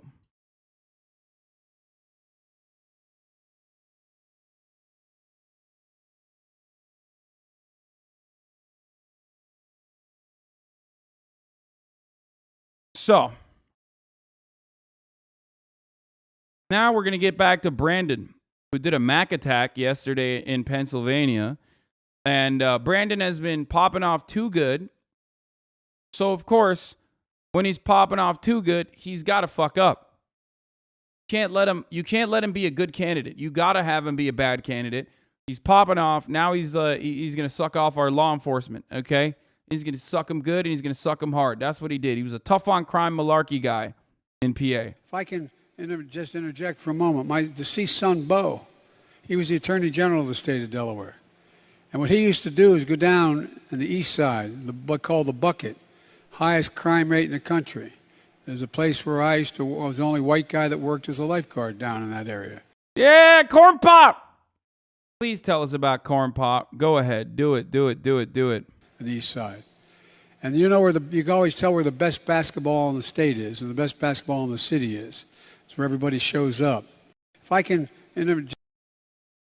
Oh my God, I love that. I love kids sitting on my lap. Corn Pop time. All the black kids. I'm the only white guy working with the black kids. They play basketball. They love basketball. I love kids sitting on my lap. Anyway, I got hairy legs. You know what's really funny? Someone who is not like kept up with everything that Brandon has said is probably going to look at me and go, "What the fuck are you saying?" Every single thing that I just said in Brandon voice, Joseph Robinette Brandon has said. Like every single thing that I just said is a verbatim, word for word quote from Joseph Robinette Biden. Literally verbatim.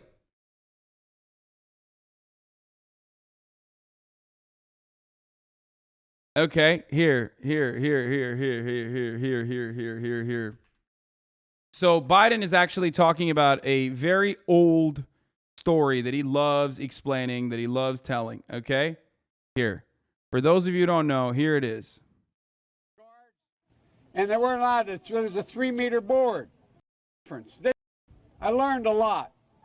And I learned that it makes a difference. This was the diving board area, and I was one of the guards, and they weren't allowed to, there was a 3-meter board. And you fell off sideways, you landed on the darn cement over there. And Corn Pop was a bad dude. And he ran a bunch of bad boys. And I did. And back in those days, to show how things have changed, one of the things you had to use, if you used pomade in your hair, you had to wear a bathing cap. And so he was up on the board, wouldn't listen to me. I said, "Hey, Esther, you, off the board, or I'll come up and drag you off." Well, he came off. And he said, "I'll meet you outside." My car, these were all public housing behind it. My car, there was a gate out here. I parked my car outside the gate. And he said, "I'll be waiting for you." He was waiting for 3 guys in straight razors. Not a joke. There was a guy named Bill Wright, Mouse, the only white guy, and he did all the pools. He was the mechanic. And I said, "What am I going to do?" He said, "Come down here in the basement where all the pool filter is. You know the chain, there used to be a chain that went across the deep end. And he cut off a 6-foot length of chain. He folded up, he said, "You walk out with that chain. And you walk to the car and say, 'You may cut me, man, but I'm going to wrap this chain around your head.'" I said, "You kidding me?" He said, "No, if you don't come back." And he was right. So I walked out with the chain. And I walked up to my car, and they had, in those days, you used to remember the straight razor, you'd bang them on the curb, get them rusty, put them in a rain barrel, get them rusty. And I looked at them, but I was smart then. I said, first of all, I said, when I tell you get off the board, you get off the board, and I'll kick you out again, but I shouldn't have called you Esther Williams. I apologize for that. I apologize, but I didn't know that apology was going to work. He said, you apologize to me? I said, I apologize for that, not for throwing you out, but I apologize for what I said. He said, okay, closed the straight razor, and my heart began to beat again. I came down here because I remember the first bumper sticker I saw that made me aware when I was in law school. Proudly for... What do you mean? You guys can't fucking follow along with his insane ramblings, dude? He went back down to this poor black neighborhood that he was a lifeguard at. And at the pool, he told one of the guys, Corn Pop, who was a bad guy, who ran a bunch of bad dudes, bad boys. Okay? He called Corn Pop Esther Williams because he didn't have headgear when he was in the pool. And he kicked him out as the only white lifeguard. Okay? And then Corn Pop came back with a rusty razor blade. Back in the day, they used to fuck their razor blades up on purpose to make them rust so that, you know, you would do additional rust damage, okay? Not just like a cut, but some poison damage on top of that, okay? Yeah, +4. And he had a mechanic, the only other white guy that works there, cut the chain from the low end of the pool and hand it off to Biden so he could use it as a weapon against Corn Pop. Holloway, proudly for your dad, first African-American state senator in the state of Delaware. Everything about. And by the way, you know, I sit on the stand and it get hot. I got hairy legs that turn blonde in the sun. And the kids used to come up and reach in the pool and rub my leg down so it was straight and then watch the hair. It's getting weirder. Oh, it doesn't stop. It gets weirder and weirder. Come back up again. They look at it. So I learned about roaches. I learned about kids jumping on my lap. And I've loved kids jumping on my lap. And I tell you what, the men, they're now all men, the guys I work with down here, and they're all guys at the time. They're all good men. Most of them made an awful lot of themselves. And they're all... Dude, it's so good. I don't know what to say about this other than, like, such a great storyteller, dude. Larkin had a rough time. And some of you knew Earl. I came back as a public defender. I came back to Delaware and I got a fancy... Anyway, we're done with that. That was a fun little aside there, but he went back to the fucking Corn Pop. He loves talking about, whenever he wants to talk about, like, reactionary ways of dealing with crime, he always talks about his bona fides in the black community, which revolved around him being a lifeguard in a predominantly black neighborhood and almost beating the shit out of a black dude who he kicked out of the pool because he wasn't wearing a hair cap, a hair net. Okay? So that's his main story. That's his bona fides. Because the other stuff is the crime bill, which is not good. You know what I mean?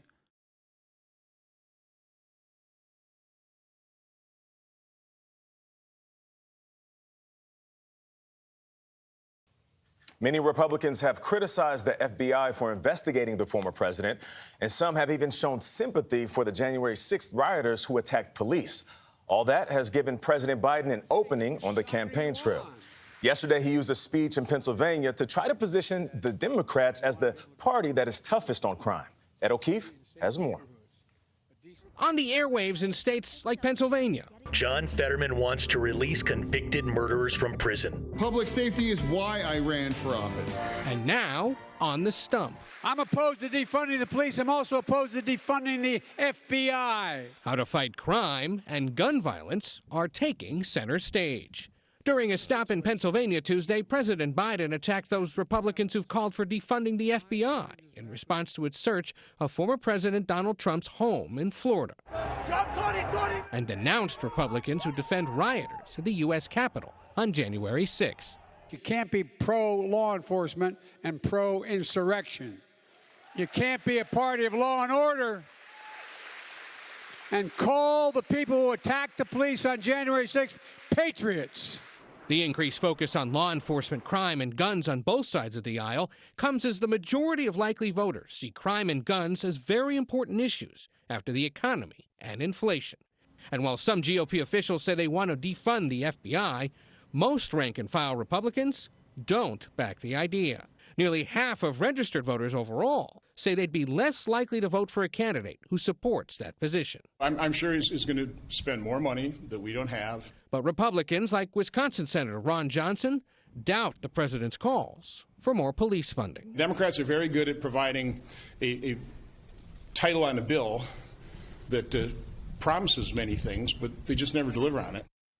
Now, President Biden returns to Pennsylvania tomorrow night to Philadelphia to give a speech on what he likes to call the ongoing battle over the soul of the nation. And voters in Northeast Pennsylvania are getting a visit from former President Trump when he campaigns with Republican candidates on Saturday night. Local news turns straight up fashion when talking about crime. Dude, so bad.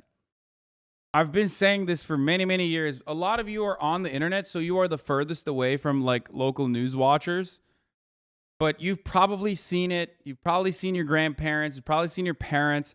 If you've ever had a conversation with someone over the age of like 30, you most likely have talked to someone who is absolutely fucking consumed local news and has like incredibly reactionary points of view. And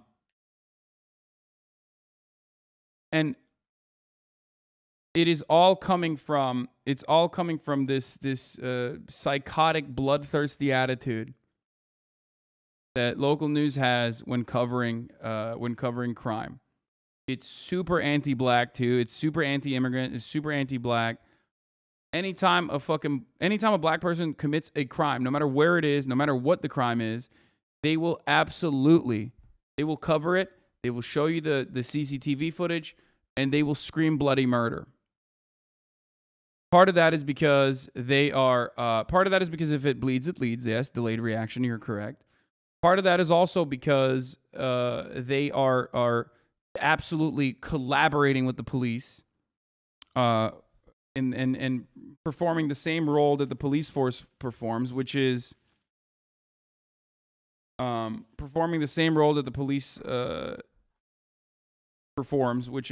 protect Capitol. And the other reason is because at the top of the hour, there's a 6-second ad break. And Sinclair Broadcast doesn't want you to know that at the top of the hour, there's a 6-second ad break. Okay? Doesn't want you to understand that at the top of the hour, there's a 6-second ad break. And most importantly, doesn't want you to avoid the top of the hour 6-second ad break.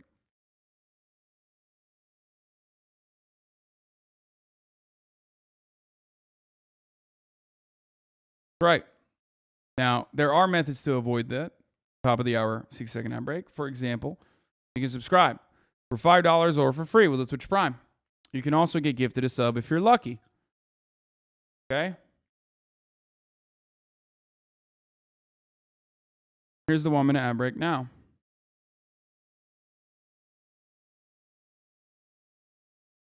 Their broadcast is the worst. Okay, so I've talked about this a lot with respect to American imperialism, with respect to like patriotism, John Kerry being put forward against Bush as like the real patriot, or Amy McGrath going up against Mitch McConnell as the real patriot, and how stupid that is. If you concede to the reactionary talking points across the board, if you concede to the reactionary talking points like crime is being caused by like DAs that release fucking criminals into the street or whatever. You're never going to win that conversation, and all you're doing is basically legitimizing the underlying attitude, the underlying faulty premise that crime is being committed as a consequence of anything but the material conditions that people are subjected to. And that's really fucking stupid. And Democrats are doing it again. The adequate way to deal with the increase in crime right now is to, one, try to calm people down as best as possible by saying, listen, look at the numbers, look at the data. The data does not show. The FBI data and the crime data from these police departments itself does not actually show the hysteria that the media is trying to create. It's fucking fake news. Okay? But also, crime is not some random phenomena. It does not happen in a vacuum. It happens as a consequence of the material conditions that people are subjected to. There are plenty of examples of successfully tackling crime. The best way to do so, especially for the youth, for example, you got the Kia Boys everywhere. You got Kia Boys in Minnesota. You got Kia Boys in Florida now. They're using USBs to steal Kias, Kia Sorentos. So easy, they say. These are industrious children. They're bored. They got nothing going on in their lives. Milwaukee, bro. Sorry. They got nothing else going on. We got to keep these kids busy. We got to make sure that these 11-year-olds, 12-year-olds, these brilliant kids, these beautiful kids that I love sitting on my lap playing with my leg hairs, need to find an adequate outlet to be able to exercise. We need these Kia Boys to play in leagues, to get lessons, learn to play a musical instrument.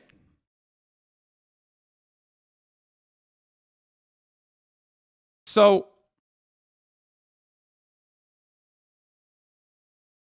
instead of trying to fucking genuinely say like, look, social programs actually absolutely work in tackling the crime rate. These kids need better safety nets, a better future. They need to work for a better future that we as in American society have failed to offer them. You know what I mean? Instead of doing all that shit, we're just trying to tackle it by becoming more draconian. And that's what the Republicans want. But we're not doing that. We're instead legitimizing the underlying faulty premise that crime is happening as a natural phenomena, and it's happening as a consequence of like some intrinsic factors at play here, specifically in black neighborhoods, which is an inherently racist attitude to have. A district attorney in Northern California is sounding the alarm over the sheer amount of criminal suspects released, only to end up committing more crimes. And he's got some shocking numbers to back up his concerns. Jeff Reisig is the district attorney for Yolo County, California. He's also the president of the California District Attorneys Association. Jeff, great to talk to you and finally get some statistics and some hard numbers to put with the perception that a lot of people across this country have. In June of this year, your office started tracking which offenders released without bail. I'm going to be honest. I don't even believe that for a second, the 70% recommitted. I don't even believe that for a fucking second. I'm sorry. Especially because we've seen people. First of all, this is no cash bail policies, which is different than like early release. Okay? And early release has been so fundamentally successful that out of 11,000 people that have been released early, okay, and that process is not as easy as the way Fox News presents it. It's not like, oh, are you a rapist murderer? Hello, go ahead. Oh, did you do 1 day in prison? Okay, time to release you. That's not how that works. It is a brutal process, regardless of the new new measures. Okay,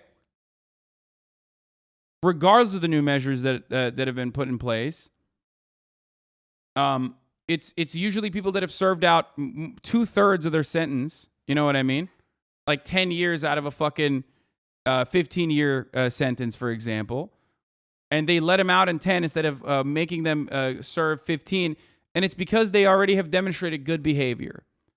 A process that is already inherently racist, a process that is already being looked at by a bunch of racist-ass, old-ass judges and shit, okay? Like, these guys, if they're being released early, it means that they have somehow been able to avoid, like, becoming a more hardened criminal in prison, which is something that you need to do to basically fucking survive in prison. Like, they've done the unimaginable. And that's precisely why, out of the 11,000 people that have been let out on early release, okay, out of the 11,000 people that have been let out on early release, only 17 have reoffended, and most of those are for drug charges, like parole violations, like you got tested, and you smoked weed, so you're going back to prison. 17 out of 11,000 prisoners that were released. 17. That recidivism rate is so fucking insanely marginal and tiny that it is a gangbusters program. It is probably the most successful program in that is the most successful criminal justice rehabilitation program on the planet, okay? Like, unimaginable. That's better than fucking Norway, dude. Okay? Literally. 17%? You think 17 people out of 11,000 is 17%? If it was 17%, that would still be worldwide, record-breaking low recidivism. But it's not 17%. Like 0.01%. Even if it was 17%, that would be like better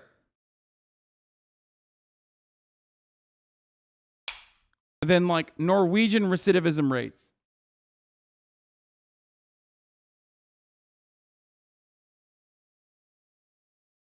Bail went on to commit new crimes in Yolo, California. And here's what you found. Of the 595 individuals released, 0% or it's useless. Got to work on these reactionary takes, my man. You're joking, right? There is no system on the planet where there is like 0%.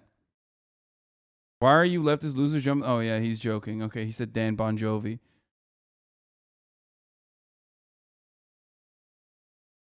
at least 420 were rearrested for new crimes. That's a 70.6% recidivism rate. And of those 103 offenders, 20% were rearrested for violent crimes, including murder, attempt murder, kidnapping, robbery, carjacking, and domestic violence. What did you think when you saw those numbers? It's a staggering number. I mean, it frankly it shocks the conscience to think that many new crimes were committed by these people, released on zero bail, and all of the new victims. That's what I thought about, all of the new victims who had been created as a result of this policy. So how is it that those people ended up on the streets in the first place? Was it purely the guidelines of the California Judicial County? Was it the way that they were charged? What led to them getting back on the streets? Right. Well, during 2020 and the first part of 2021, we were under a mandated zero bail policy because of court actions and local actions as well, not my choosing. But zero bail was the rage in California during the pandemic. And as a result, you had people. Oh my God. Okay, listen. Part of the reason why they had this is because the California prison system is so insanely overcrowded. Okay. This is a problem that is caused by the very same issue that they're fucking on the other side of. All right.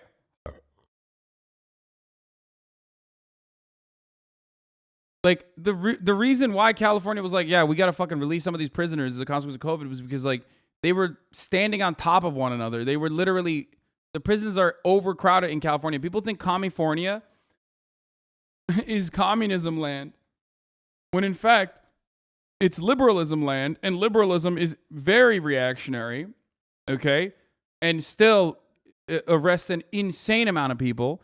California's prisoner population is massive. California's prisoner per capita population is larger than most other countries on the planet. If California as an individual state was a nation state, it would still have some of the highest prisoner density on the planet.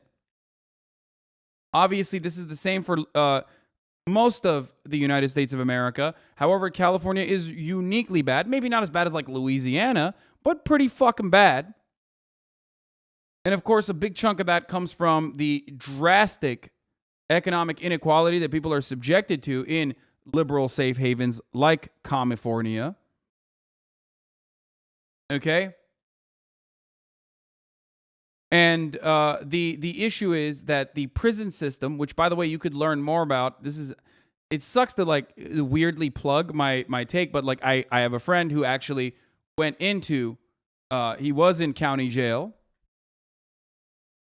Come on, let's not compare ourselves to Louisiana. I mean, Louisiana is the worst of the worst on the planet. Like Angola is literally a plantation. So I don't know how else to describe it. Sup, dog, you calling out NOLA? I mean, dude, Louisiana is horrifyingly racist.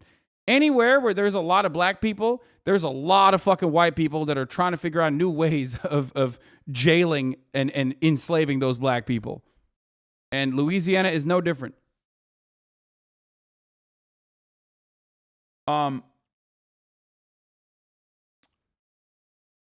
So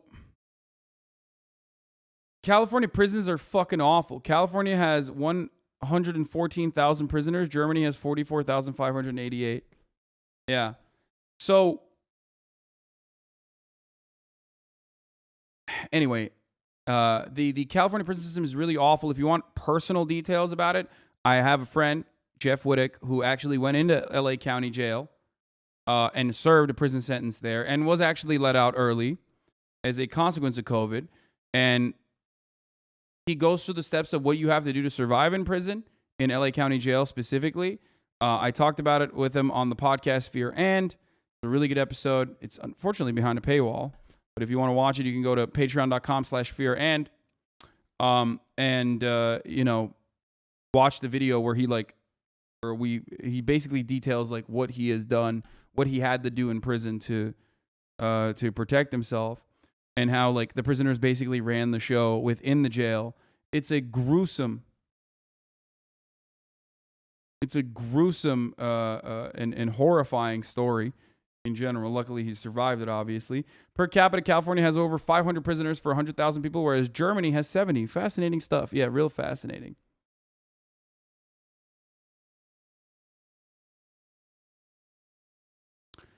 And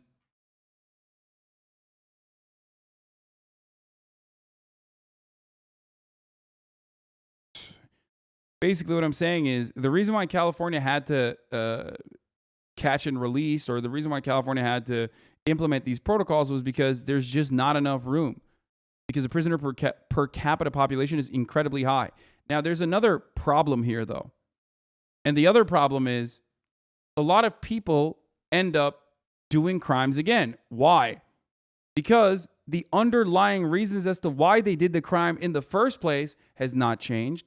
And then the solution to that person doing that kind of crime is never rehabilitation, but instead just putting him in a system that will force him to do even more crime and become an even more hardened criminal within the prison system in order to fucking survive.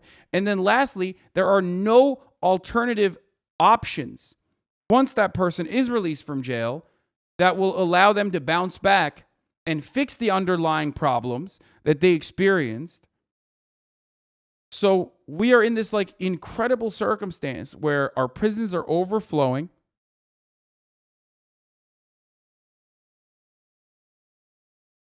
Yeah, our prisons are overflowing. There is no way to solve some of the underlying material conditions as to why crime even happens. Okay, so then they just like fucking, they just decide like, oh, what's the most woke way to deal with this? The most liberal woke way to deal with it is the exact same way that we deal with homeless people. Okay? Which is of course, hilariously, laughably brutal, which is, hey, look the other way. Let homeless people live on the street and eat trash and look the other way. That's the woke thing to do. God forbid we offer them housing.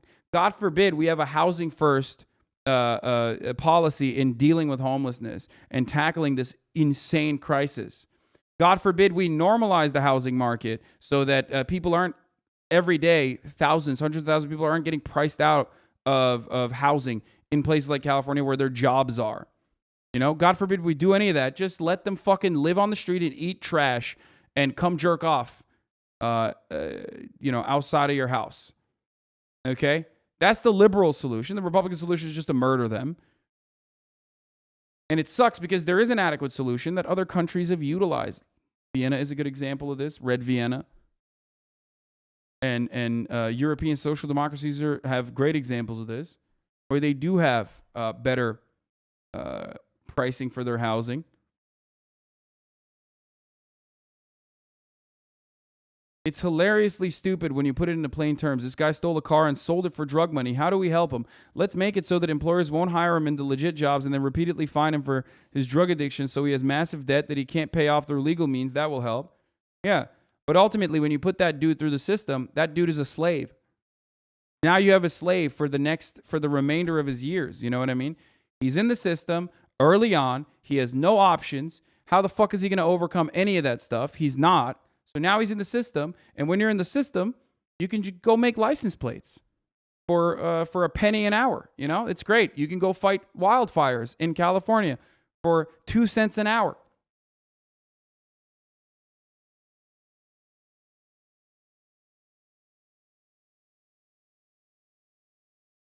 Would you be okay with housing for the homeless in your neighborhood? Yes, you fucking idiot. Why wouldn't I? I already house homeless people in this neighborhood. They're just living in a fucking tent. I would much rather have them live in a house. What kind of psychotic take is that? Yo, that only is a gotcha if you're just an inhumane piece of shit. You understand? Like, yeah, why wouldn't I be? Which one's better? Having the homeless people have shelter over their heads so they have basically one of their most profoundly important needs met so that they can get on a pathway to recovery and actually talk to social workers, be able to shower, be able to fucking look for jobs, have internet, electricity, have one of their needs met. Yeah, I would much prefer that to fucking living, to have them live in a fucking tent. To have an address too, that's huge.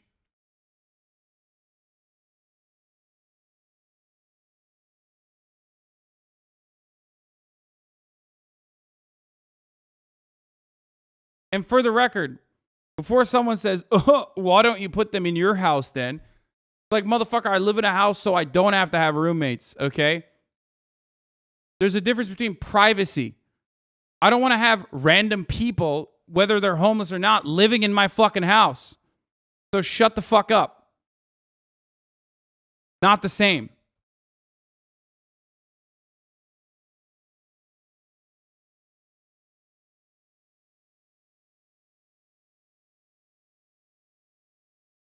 But here it is. Police in these West Coast cities disproportionately arresting unhoused people from 2017 through 2020.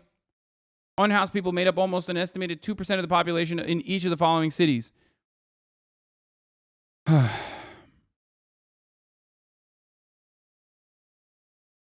However, they made up in Portland 50% of the people that were arrested.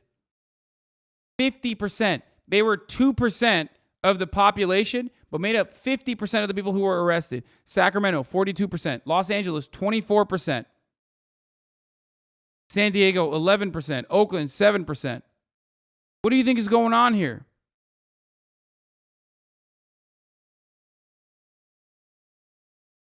Huh?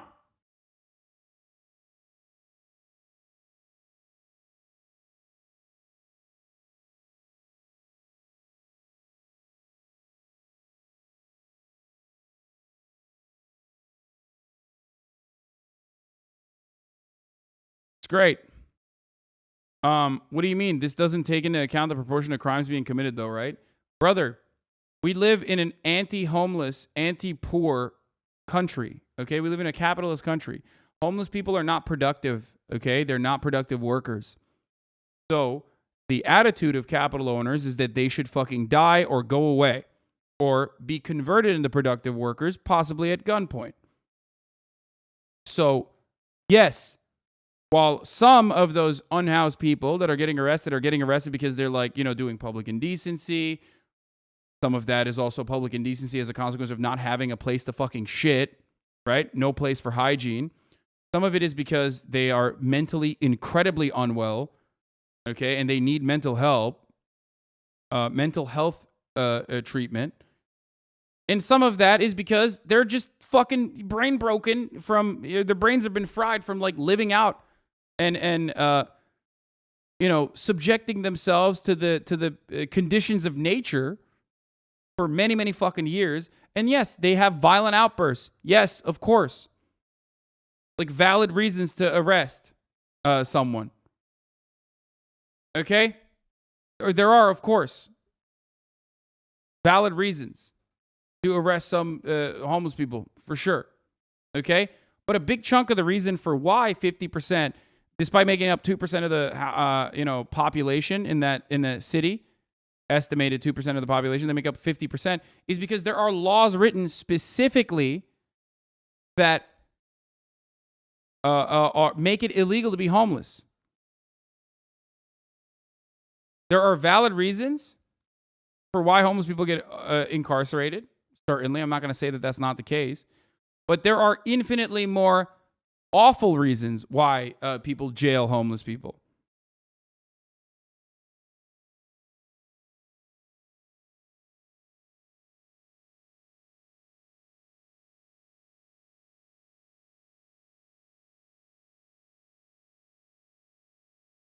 Anyway.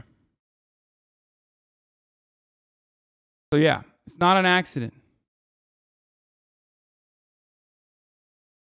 There's also, for those of you who don't know, there is violent architecture, for example, or hostile architecture. Okay? That's how we deal with homeless people. With hostile architecture. Look at this. Look. Here, I'm sure there's like good examples. Buildings. In 2005, sociologist Lance Hannon. Now, however, the Circle Line. Okay, I just want to show one. Jesus, I just want one example. Someone here. fed it a coin. This was this. This is an art installation. Sorry. You know how like old waters. Oh, if you recall, you know how when I went to Amsterdam, they had like weird spikes under bridges and shit, and I asked like, why do they have these weird spikes? And those spikes were so that birds couldn't fucking shit under the bridges, because that shit would erode the bricks and whatnot. And they weren't real spikes. They just like basically made it so that birds could not stand on them. Okay? That exact same thing is how people that exact same thing is what these cities do to homeless people. They create incredibly hostile architecture on purpose so that people can't sleep on the streets, on benches and whatnot. Like in New York, I believe they took out the benches in the here it is. Yeah, after the government of Sao Paulo, Brazil installed rocks to prevent houses from resting under this bridge, a local priest decided to destroy them.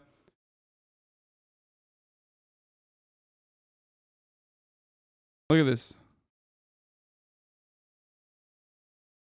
When you sit on a bench that's this size, that is by design. It's so that no one can sleep on it. When you see a bench that has this kind of thing in the middle of it, you're like, why does this have this thing in it? That's so that homeless people can't sleep on it. This is called hostile design, hostile architecture.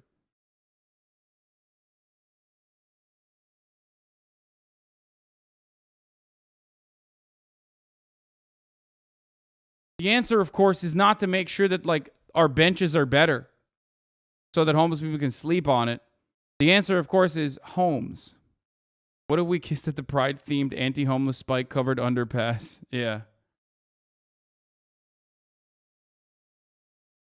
There it is.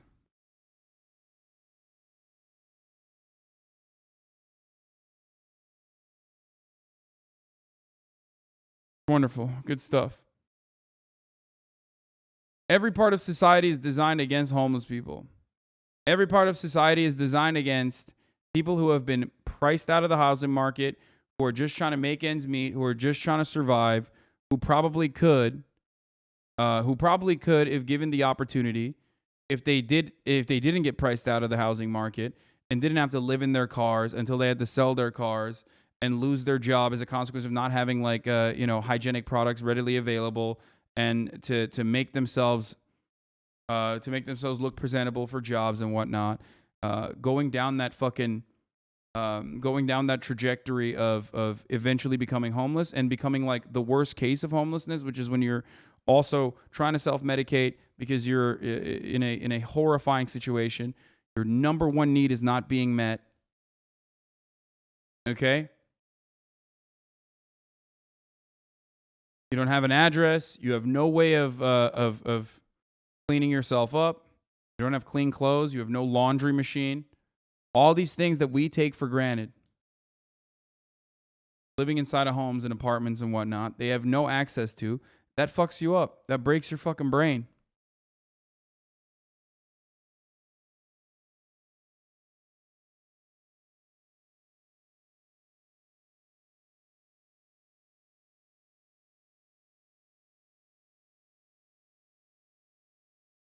Said tier 3 homelessness the other day, and that really resonated with some normie friends I was chatting to about homelessness. Yeah, I've described this before. I call it 3 tiers of homelessness. I know it sounds like inhumane to describe it in such terms, but a lot of even chatters themselves have actually fucking gone through this. Okay? Tier 1 homelessness is the invisible homelessness. There are homeless people around you right now that are housing insecure that you don't even recognize. That is a person that has gotten priced out of the housing market but still has a job oftentimes. It is a person that has at least some material possessions that they've put in their car or are either doing that or couch surfing. Okay? They don't have a home, but they're couch surfing. They're living with someone else. As they look for, as they become more burdensome to people around them, and it becomes harder and harder to maintain a job. Okay? That's tier 1. Tier 2 homelessness is when you are living in your car, okay, and you lose your car basically, or you're living in your car and your car gets towed. You're living in your car and you get ticketed because there's a lot of anti-homelessness provisions that make it so that you can't even live in your fucking car, right? You have no consistent way of showering. You have no consistent way of cleaning your clothes. It becomes increasingly harder and harder for you to keep a job. You have no address. Sometimes you might not even have a bank account. You become tier 2 homeless in that situation. You've been priced out of the housing market, and now you have no means of recovery. And then you arrive at tier 3 homelessness, which oftentimes is when you have been living as a homeless person, as a houseless person for an extended period of time. You start doing drugs in order to self-medicate, to basically, cope with the reality that you have been served. Okay? And ultimately, throughout the different years of living through homelessness, you no longer have a method of dealing with it. Your brain starts fucking frying. You have trauma. Because when you're tier 2 homeless, or even tier 1 homeless, or definitely in tier 3 homelessness, you're constantly getting assaulted. Okay? You're getting assaulted by the conditions of nature, which is the reason why, even fucking cavemen lived in goddamn caves. You know what I mean? You need shelter. You're constantly being assaulted by other people, whether it be other homeless people or other non-homeless people that are fucking beating the shit out of you, stealing your shit. This is a ongoing problem. If you're a woman, it's especially traumatic because there's also sexual assault on top of that. This happens inside of shelters even more frequently. Part of the reason why shelters are not an adequate solution. If you've ever talked to a homeless person, or if you've ever read about this sort of thing, you understand that shelters are really just not good at all. They're awful. People steal your shit. That is, if you're lucky enough to be able to bring your shit into the shelter, because shelters oftentimes will not allow you to bring any of your material possessions. Okay? They won't let you bring your pets. They won't let you bring your material possessions. And you have to be cold turkey. And going cold turkey is not exactly easy if you're already hooked on drugs. So a lot of people literally choose to, and then when you pair that up with assault, and when you pair that up with the likelihood of sexual assault and property theft, okay, all of a sudden, it seems better to sleep in a fucking tent than have a roof over your head when you're inside of a shelter. Okay? So you're making that bargain in your head year over year, okay? Then you're also taking drugs on the side. Your brain becomes completely fucking warped. Once you're on the third tier of homelessness, that is the type of homeless person that you regularly see in public and have negative experiences with, negative associations with. That's the, that's the lady with the hardened leather-looking skin that is half naked.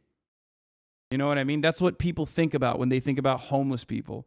That's the person that is that is the homeless person that is the most easily dehumanized by mainstream media. That's the homeless person that you probably had a negative association with. And that's part of the reason why you're like, oh no, we can't help these people. They're all on drugs. They're all crazy. And of course, that's the homeless person that is the hardest to deal with as well. That is the hardest to bring back into society. That's the hardest to heal. And no matter which tier of homelessness we're talking about, the most adequate way is to use a housing first policy. Immediately find them permanent shelter. Okay? To give them a sense of autonomy, to help them regain their humanity. You can immediately tackle every tier 1 homeless person that way. Immediately. Like, you have provided them with shelter, all of a sudden, boom, their problems are gone. Like, 99% of their problems are gone. Same with tier 2 homeless people, which might require a little bit more care in the form of like social workers helping them out. And same with tier 3 homeless people as well, with more adequate mental health checks and therapy, immediate therapy, and recovery and rehabilitation programs that are readily available for them, training programs after they have gone on a pathway to recovery.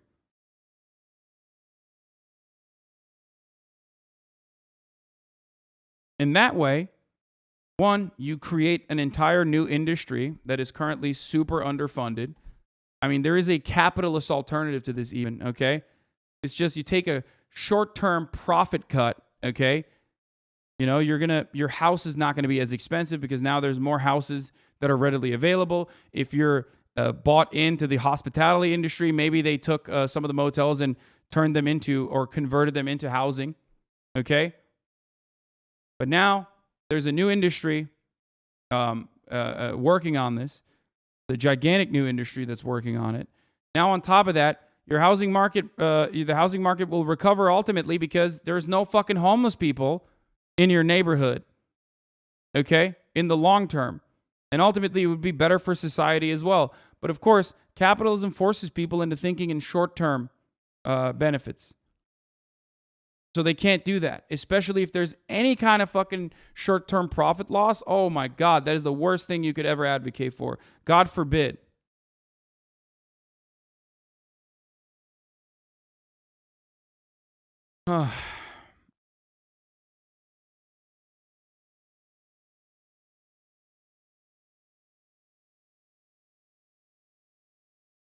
People who were being arrested for all types of crimes, including felonies, and being immediately arrested into the community with no supervision, no oversight, no mandated treatment, no ankle monitor, no conversation with the victims of their original crimes.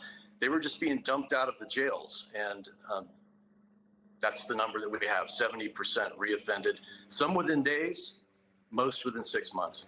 Wow, it's just stunning when you look at those statistics. Now, the California Judicial Council, as you said, put into place this zero bail policy in April of 2020. They rescinded it in June of the same year, but some counties, including Yolo, held onto it for a while. Yolo ended it in June of 2021, but the effects continue. And then when you see these policies taking effect in other states across the nation, and so many of these offenders taking advantage of a revolving door of justice, committing crimes, getting released on zero bail, and then recommitting crimes. You know, as a district attorney, are you frustrated in seeing what some of your colleagues and people in positions of leadership are doing? It's really outrageous to me. I mean, to watch this happen around the country in places like New York and other states, and right here in California, this movement by certain people to make zero bail the law is ongoing. As we speak, there are conversations going on in the state capitol, which is right next to my county in Sacramento, where they're trying to put this into the law again, even though the voters rejected it in California. They rejected zero bail in 2020. So this is bad policy. It's a get out of jail free card. People are getting really hurt, even murdered because of these policies, and we just need to scratch it. This is not a good policy. All right, well, we'll see if these numbers now that we've got some hard figures, have any effect on other jurisdictions across the country. Jeff Reisig, thank you for joining us. We appreciate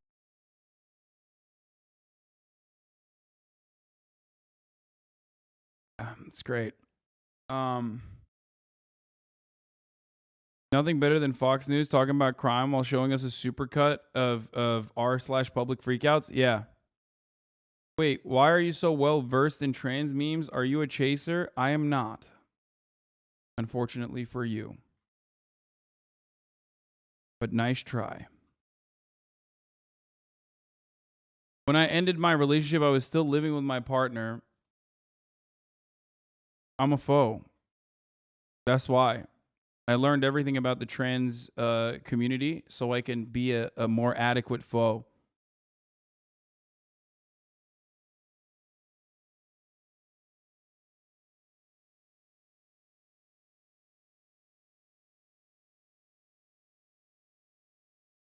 Yeah, know thy enemy. Portland homeless crisis is so fucking out of control. Make all drugs legal, but don't offer the mental health outreach programs that homeless people and substance abusers need. Yeah. It is really fucked up. Portland homeless crisis is very, very bad. The other states give their homeless one-way bus to get to Portland where drugs are decriminalized. The cops don't fuck with them. Non-profit government-operated homeless shelters get huge grants for being at max capacity. They get $10 million, scrape $2 million, line their pockets, and then shove the homeless back out with no help or resources. Yep. Every part of the, every part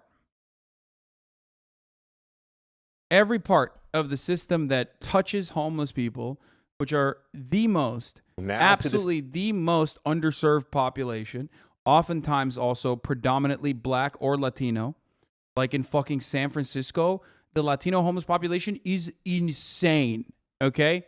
Like, they conducted studies in the aftermath of COVID, and the Latino homeless population exploded in the Bay Area. Like, exploded in a way where people are like, what the fuck happened? We have no idea what's going on.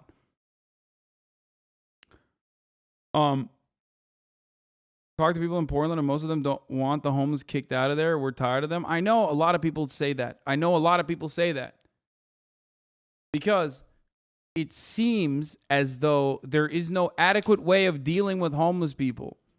So the only adequate way of at least putting homeless people away or getting them away from your line of sight is by doing reactionary shit.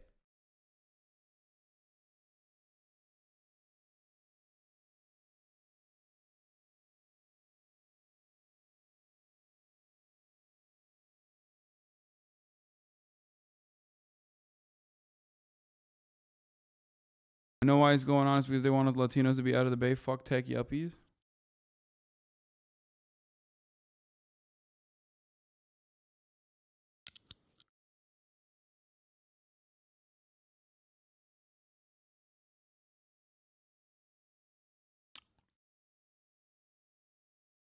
The two routes of dealing with homeless people is either addressing the root cause, poverty, or genocide. And in most American cities, we're choosing the genocide option. Yep.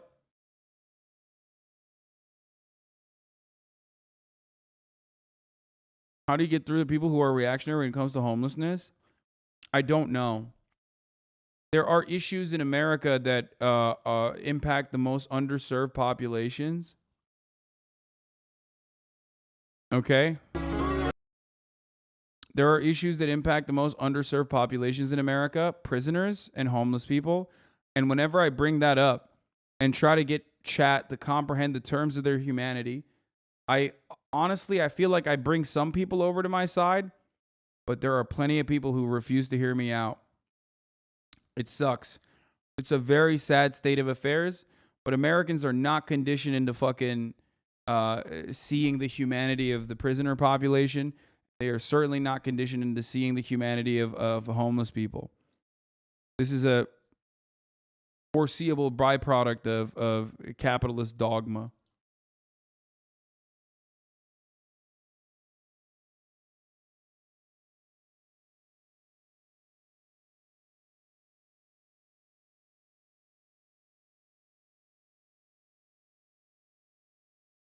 My dad says a lot of homeless people choose to be homeless. What do I say to that? I mean, I'm sorry to report this, but your dad's a fucking moron. And like, if he wasn't lucky, he probably would be homeless.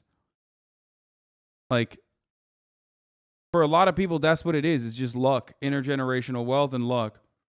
There is no difference between your dad and a big chunk of homeless people that aren't even stupid like your dad is, by the way. They just got fucked over.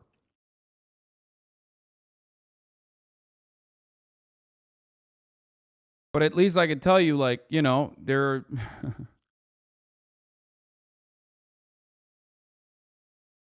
You definitely changed my mind and view on homeless people. I used to be extremely reactionary and think people chose to be homeless. Well, that's why I talk about, what about the drug addicted ones? I already described that to you. Drug addiction does happen in this country to people in homes too. You know that, right? There's a massive epidemic around fentanyl. Not just crack. Not just black people anymore. White people are addicted to drugs too.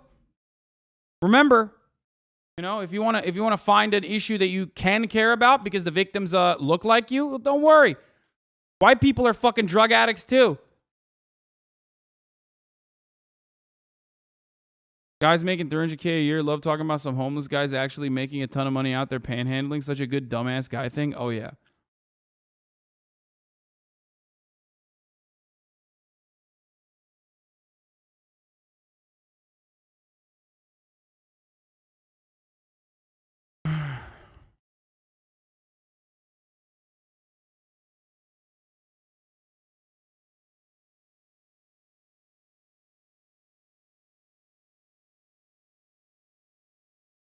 What? You bad take. There's an exception where someone pulls themselves up from nothing and makes something of themselves only dependent on the work they did and nothing else. Then in the process, they become numb to the people who couldn't make it because of the work they had to do. Yeah, it's called survivor's bias. And you can still be a fucking dumbass for it. Yeah.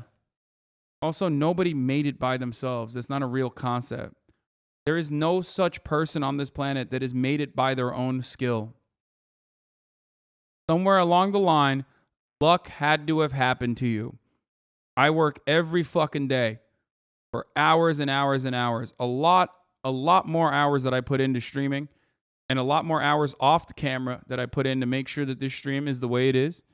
But I would never for a second act like luck did not play a profound role in the position that I'm currently in. I didn't choose the affluent family that I was born into, which allowed me to, despite their financial predicaments later on in my life, allowed me to get a really solid education early on. Okay? I didn't know I was going to be able to 100% make it. You know what I mean? This personality that it developed over the years, it's crazy. Not a single person could say that luck has not factored into their lives.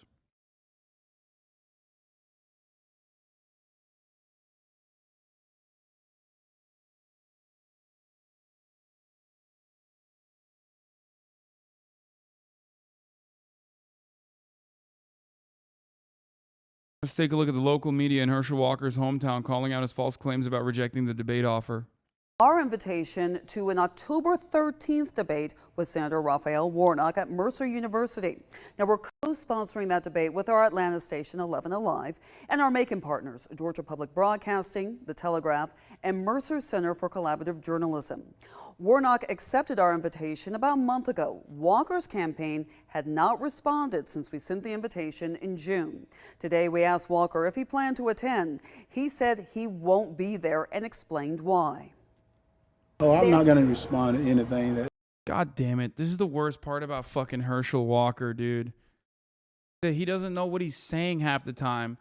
So he gave us a fucking false promise that he was going to actually debate Raphael Warnock. And then now he's like, oh, I never said that. Fuck you, man. You just cucked our content, brother. What the fuck? Because, you know, that's not a debate, and you know that. When you got people that have contributed to his campaign and is in this room that only 2 people are going to see it on Sunday night, I think, NFL football, like, God, I'm giving you an opportunity to be statewide so everybody can see what it is, see the contrast between the two of us. I don't know how you can ask for anything better. To be clear, that October 13th debate will happen on a Thursday, not a Sunday. A live audience is invited to our debate at Mercer, and our debate will be available across WMAZ's platforms and our media partners. Of course, the invitation remains open, and we'll update you on any further response from Walker or his campaign. God damn it.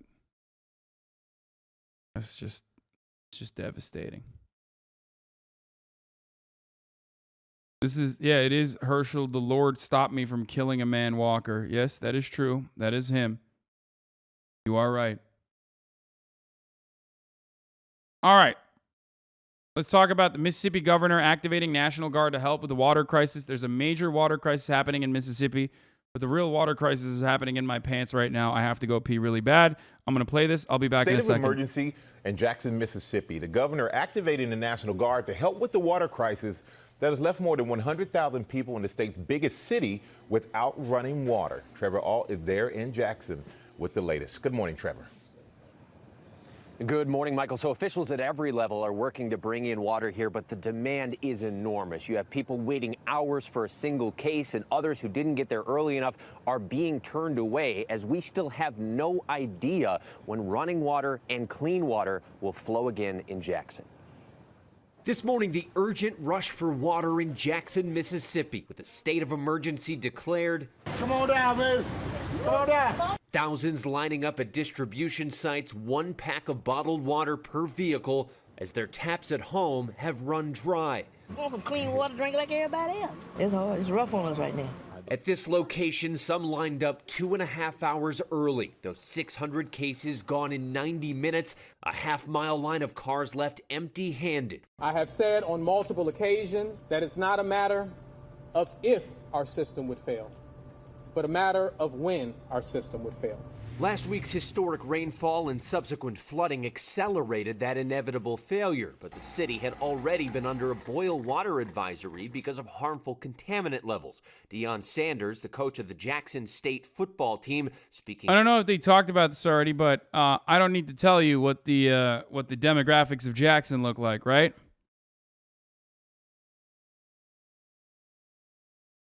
You probably could have guessed by. You probably could have guessed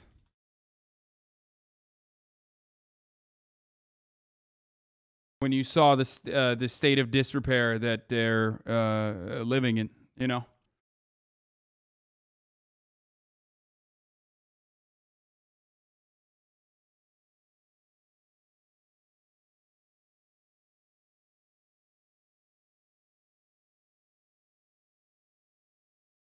%82 black. One of the blackest cities in America.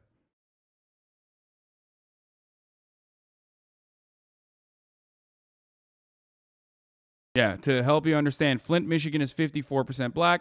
Jackson, Mississippi is 83% black.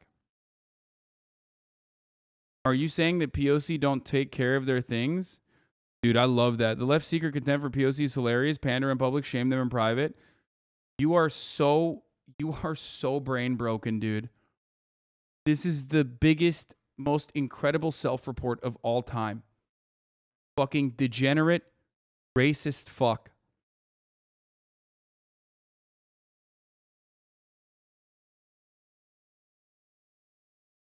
I hate Are You Saying chatter so much. No, you fucking idiot. That's not what I'm saying. You brain dead moron. You fucking donkey. Systemic racism is what I'm saying.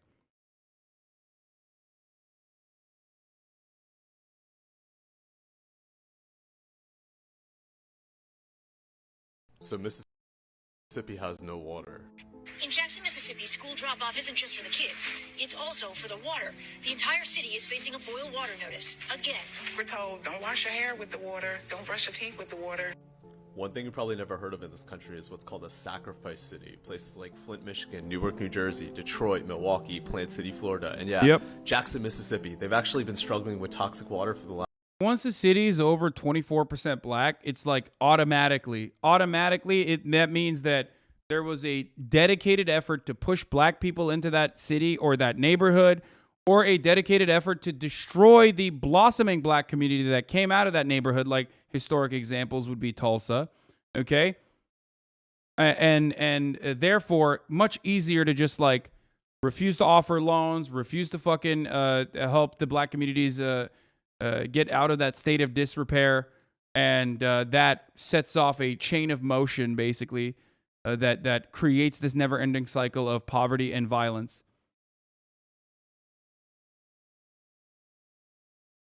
The last decade. The reason why these cities are considered a sacrifice is because the governors of those states have no incentive to help these poor income neighborhoods out because their voter base doesn't live there. So when it comes to reallocating state budgets and the mayor of Jackson is like, hey, our water pumps are failing, we need money for infrastructure, the governor's like, you know what, we can skimp on that. And after 2 decades later, it only took one natural disaster for the governor to declare a state of emergency because all 150 water pumps got annihilated. And without throwing the race card into the mix, it definitely does not help that the Republican governor of Mississippi has had public issues with working with the liberal mayor of Jackson.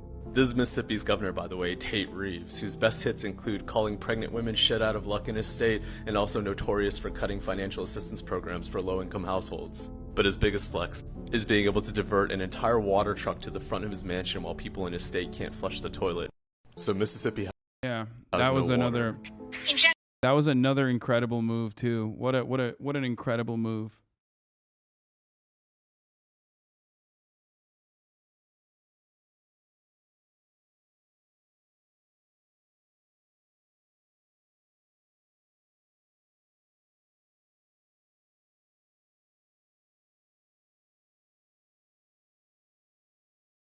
Out about his players getting through the situation. But right now, we're operating in crisis mode. I got to get these kids off campus, make sure all our kids are fed, and all our kids have the necessities of life. By the way, this is yet another example of it's incredibly expensive to be poor, because when you don't have running water, you have to fucking boil your water or get bottled water for everything. That in and of itself is incredibly expensive, okay? So it becomes harder for you to take care of yourself because the government is not taking care of you. It is really difficult to survive in conditions like this, and that is by design. Okay? The water pipes or the what is it called? The facility that normally would clean the water should not be in such a dire state of disrepair. And in most rich neighborhoods, you're not going to have that. Okay? In most rich neighborhoods, you're not going to have that problem. The treatment plant, thank you. The treatment facility.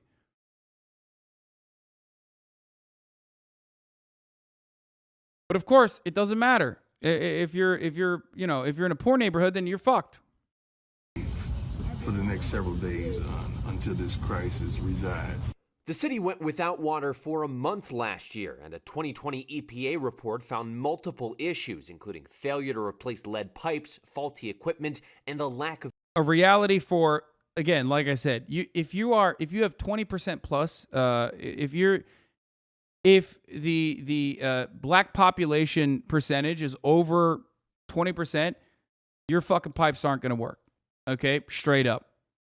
Like, that's an easy lock for most American cities, okay? If it goes over 13%, the closer it gets to 20%, the worse your likelihood is that you're going to have clean fucking pipes. Systemic racism works that way. You can literally fucking point at it by you can make a quantitative assessment on the likelihood that you are going to have an infrastructure that is broken by looking at the percentage of black people living in your community. Wild. No, you're wrong. Sometimes the pipes work, but the water is poison. No, I'm not wrong. The water is oftentimes poison as a consequence of the pipes working, but not working in the sense that they are not clean. Lead poisoning happening from pipes.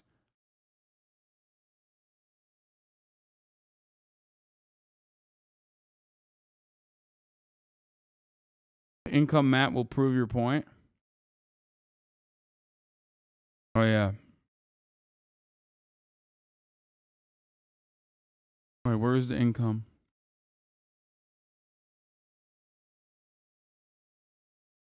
Yeah, look at some of the poorest neighborhoods here, and you will see what I'm talking about. Highest population density of highest black population density areas, always in red states.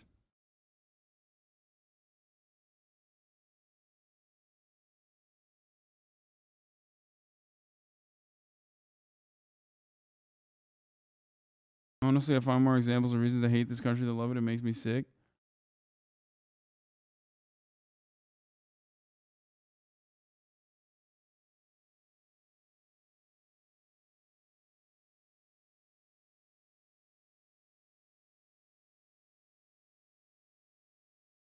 Yeah, income tab.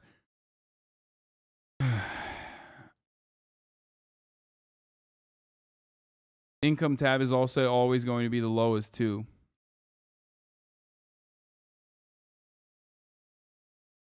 Areas with the lowest income oftentimes have the highest percentage of black and brown populations. Most of them centered around the South.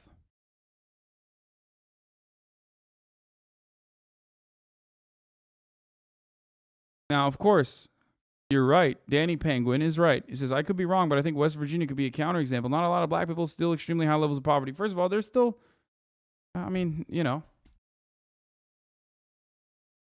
there's still, of course, going to be poverty in white neighborhoods, too. Look at fucking Ohio. Ohio has plenty of white areas that are poor as fuck. Same with parts of Pennsylvania. Same with West Virginia, because obviously this is still class warfare. So yeah, there is plenty of that as well.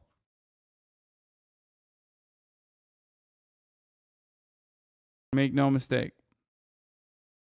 Of trained staff. We feel like we've been going it alone for the better part of 2 years.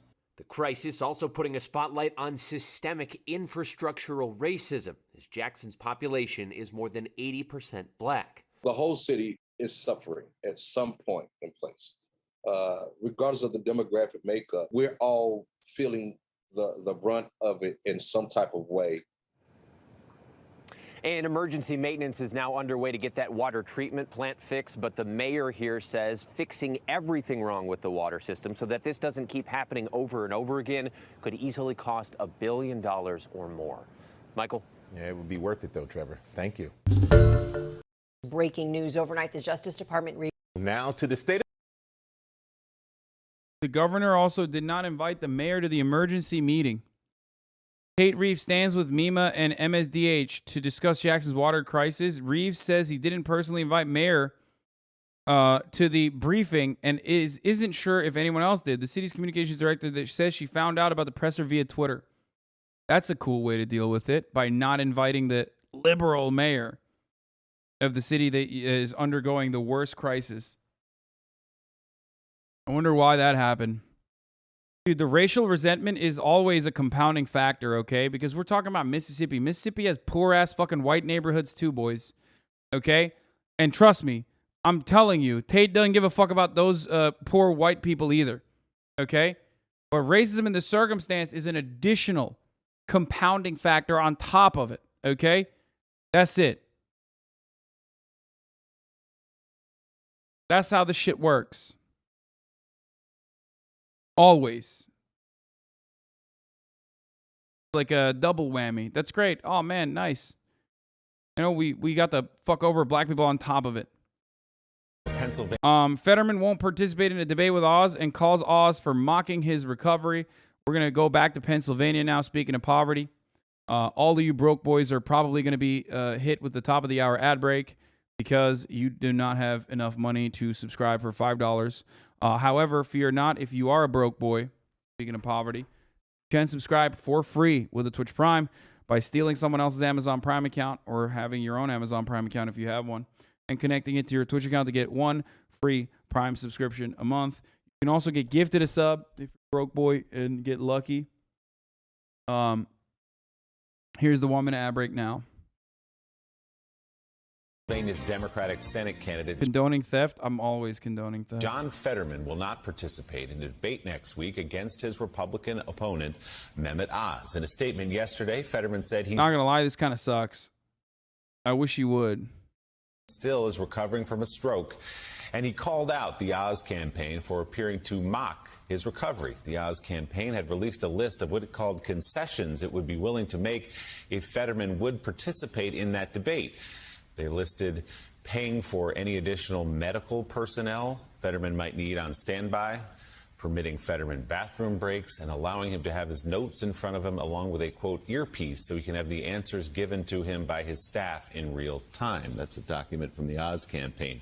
Fetterman hit back in a statement writing, "My recovery may be a joke to Dr. Oz and his team, but it's real for me." He added, "I will not be participating in a debate the first week of September, but look forward to having a productive discussion about how we can move forward and have a real conversation on this once Dr. Oz and his team are ready to take this seriously." So, Peter Baker, it's not unreasonable for voters. Right now, he doesn't need to fucking debate Dr. Oz. Let's be real, because he's cooking him. And Dr. Oz is fucking cooking himself, really. So, it's not in his best interest to go up there, look bad, especially if he has, like, especially if it's, like, obvious that he has is still barely recovering from that stroke that he had, you know what I mean? So, I get why he wouldn't. He has everything to lose and nothing to win. What is this? Please unfollow Renegade Broccoli. They made a post linked to pedophilia and you're still following the account. I tried making a Reddit post for you. Get ahead of this, Hasan. Check the following of Renegade Broccoli. They made a post admiring pedophilia last night. Wait, what? The fuck is Renegade Broccoli?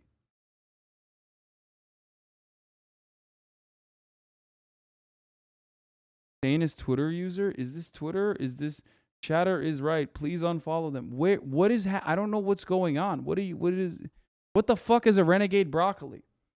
It's an Instagram meme account. Okay. It's a leftist meme account on IG. They're a big social media poster, and their posts imply that they are no map. What the fuck is no map?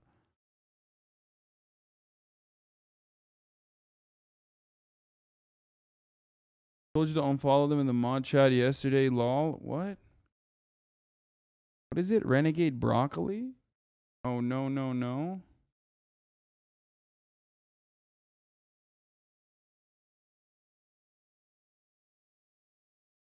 No map is a no contact pedo. What? It's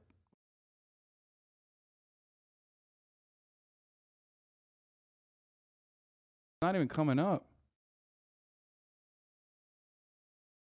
Did Instagram just change its fucking... I'm going to lose my mind. Oh my God. It did. Okay, here you go. Crisis averted, boys. I unfollowed the pedo account, dude. We did it. Crisis averted. You know? We did it. Fucking terminally online freaks.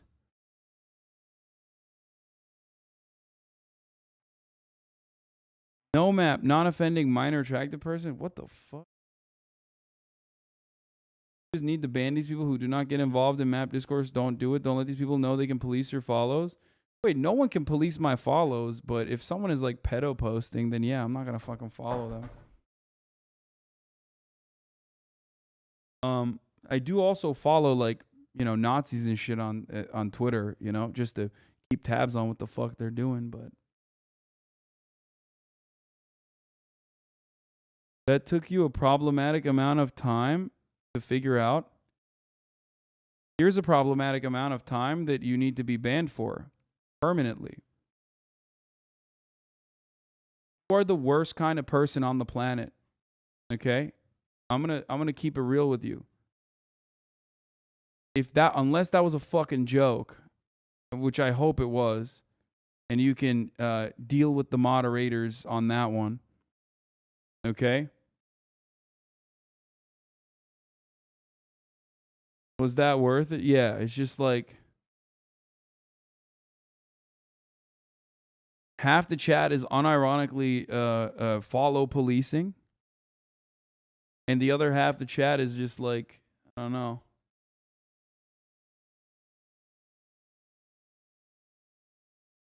Took him for a whole 1 fucking minute and people losing his minds. What's going on? Yeah.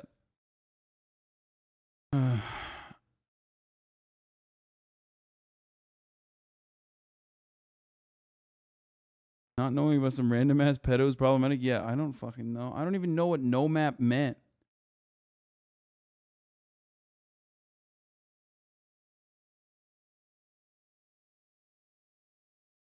They use the term no map to make them sound cute. It doesn't sound cute at all. And try to wedge themselves into the LGBT community? What the fuck? Bro, I don't want to know about any of this. Okay, sorry. I already have enough brain disease. I don't want to know about this shit. I don't want to know about, like, who are, pedophiles and stuff. I don't want to know. Just, come on. Just stop. I don't want to know. It's weird as fuck. It's gross. I don't want to know. Like zoophiles, they want to be LGBT. Stop. You're doing more of it. Okay? You're doing more of it. The most I ever want to fucking see shit like that is like a meme of someone who's being really weird. Like a really weird zoophile person. Like that fucking... like that cartoon I saw of the dog who was like sad that they were taken away from their zoophile owner because the dog was supposedly in love with their owner. What was it? Dude, someone has that fucking meme. It's just so nasty and gross and psychotic.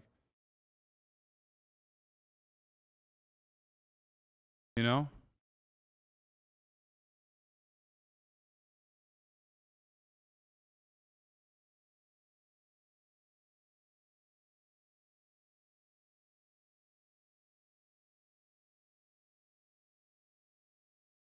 Okay. 4chan PSYOP still working? How do we move our friends from being so reactionary to local crime news? I don't fucking know, man. Y'all are so fucking incredibly online, though. Anyway, let's watch John Fetterman and why he won't debate.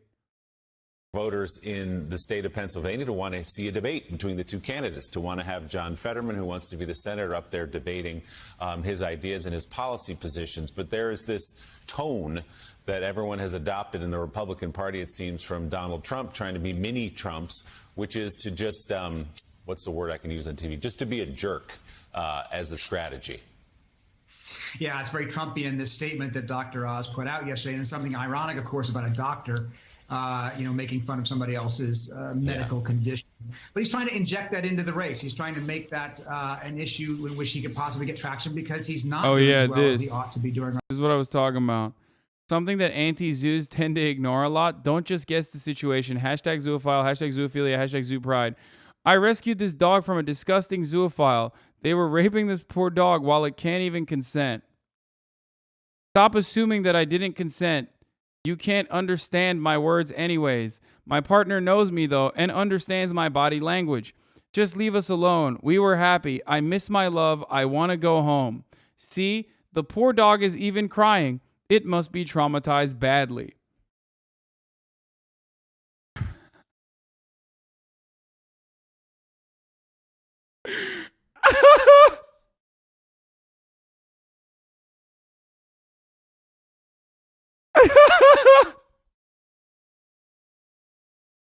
Luckily, you say jail, but I'm pretty sure this is criminal.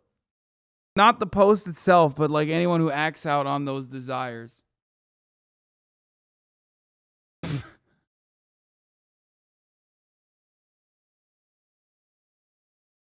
This is the most psychotic thing, dude. It is so unhinged and so insane, dude. This is some shit Daff would show us against our will. No, the post is also illegal. I hope.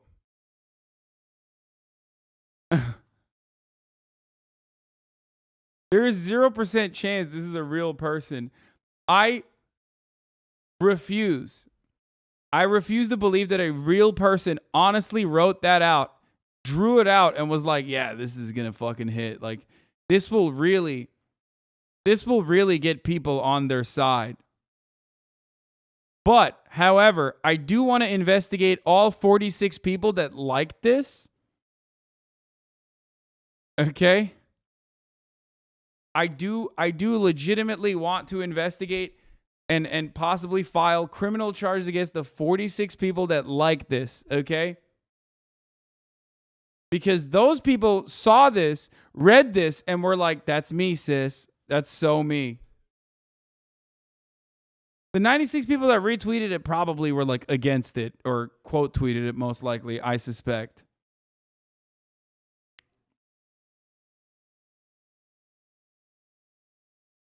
Like, how can you let the algorithm know you liked it? Yeah, no, it's just this dude thought he was doing zoophile Stonewall. Someone said maybe it was 45 dogs that liked it.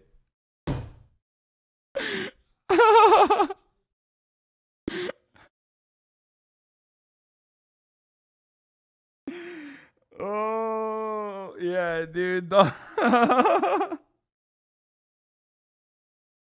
Oh, this is why I'm 45 consenting poodles. Stop. Nobody knows you're a dog on the internet. Stop it. Everybody stop it. Everyone stop it. I can't. Like, it's just so bad. It's so bad. This is like irreparable brain damage that we're giving each other. You know that, right? When you look at certain posts you look at, really just, break it completely. This is one of those things where it's just like your brain broken. Oh, Jesus. Let's get back to fucking John Fetterman, dude. I thought should be doing. And this is an important race for the Republicans. If they're going to take over the Senate, they have to win this one because it's a Republican seat. They're trying to hold on to it. It's one of the ones where they're facing a real problem. Dr. Oz has been a weak candidate compared to where he ought to be in a state where the Republicans have enjoyed some success. I mean, the question is whether voters think that, Fetterman's medical issues are, in fact, a legitimate issue to have second thoughts about him, or whether they reject the kind of mockery that we saw in that statement. That's going to be a really interesting question to be determined in the next few weeks.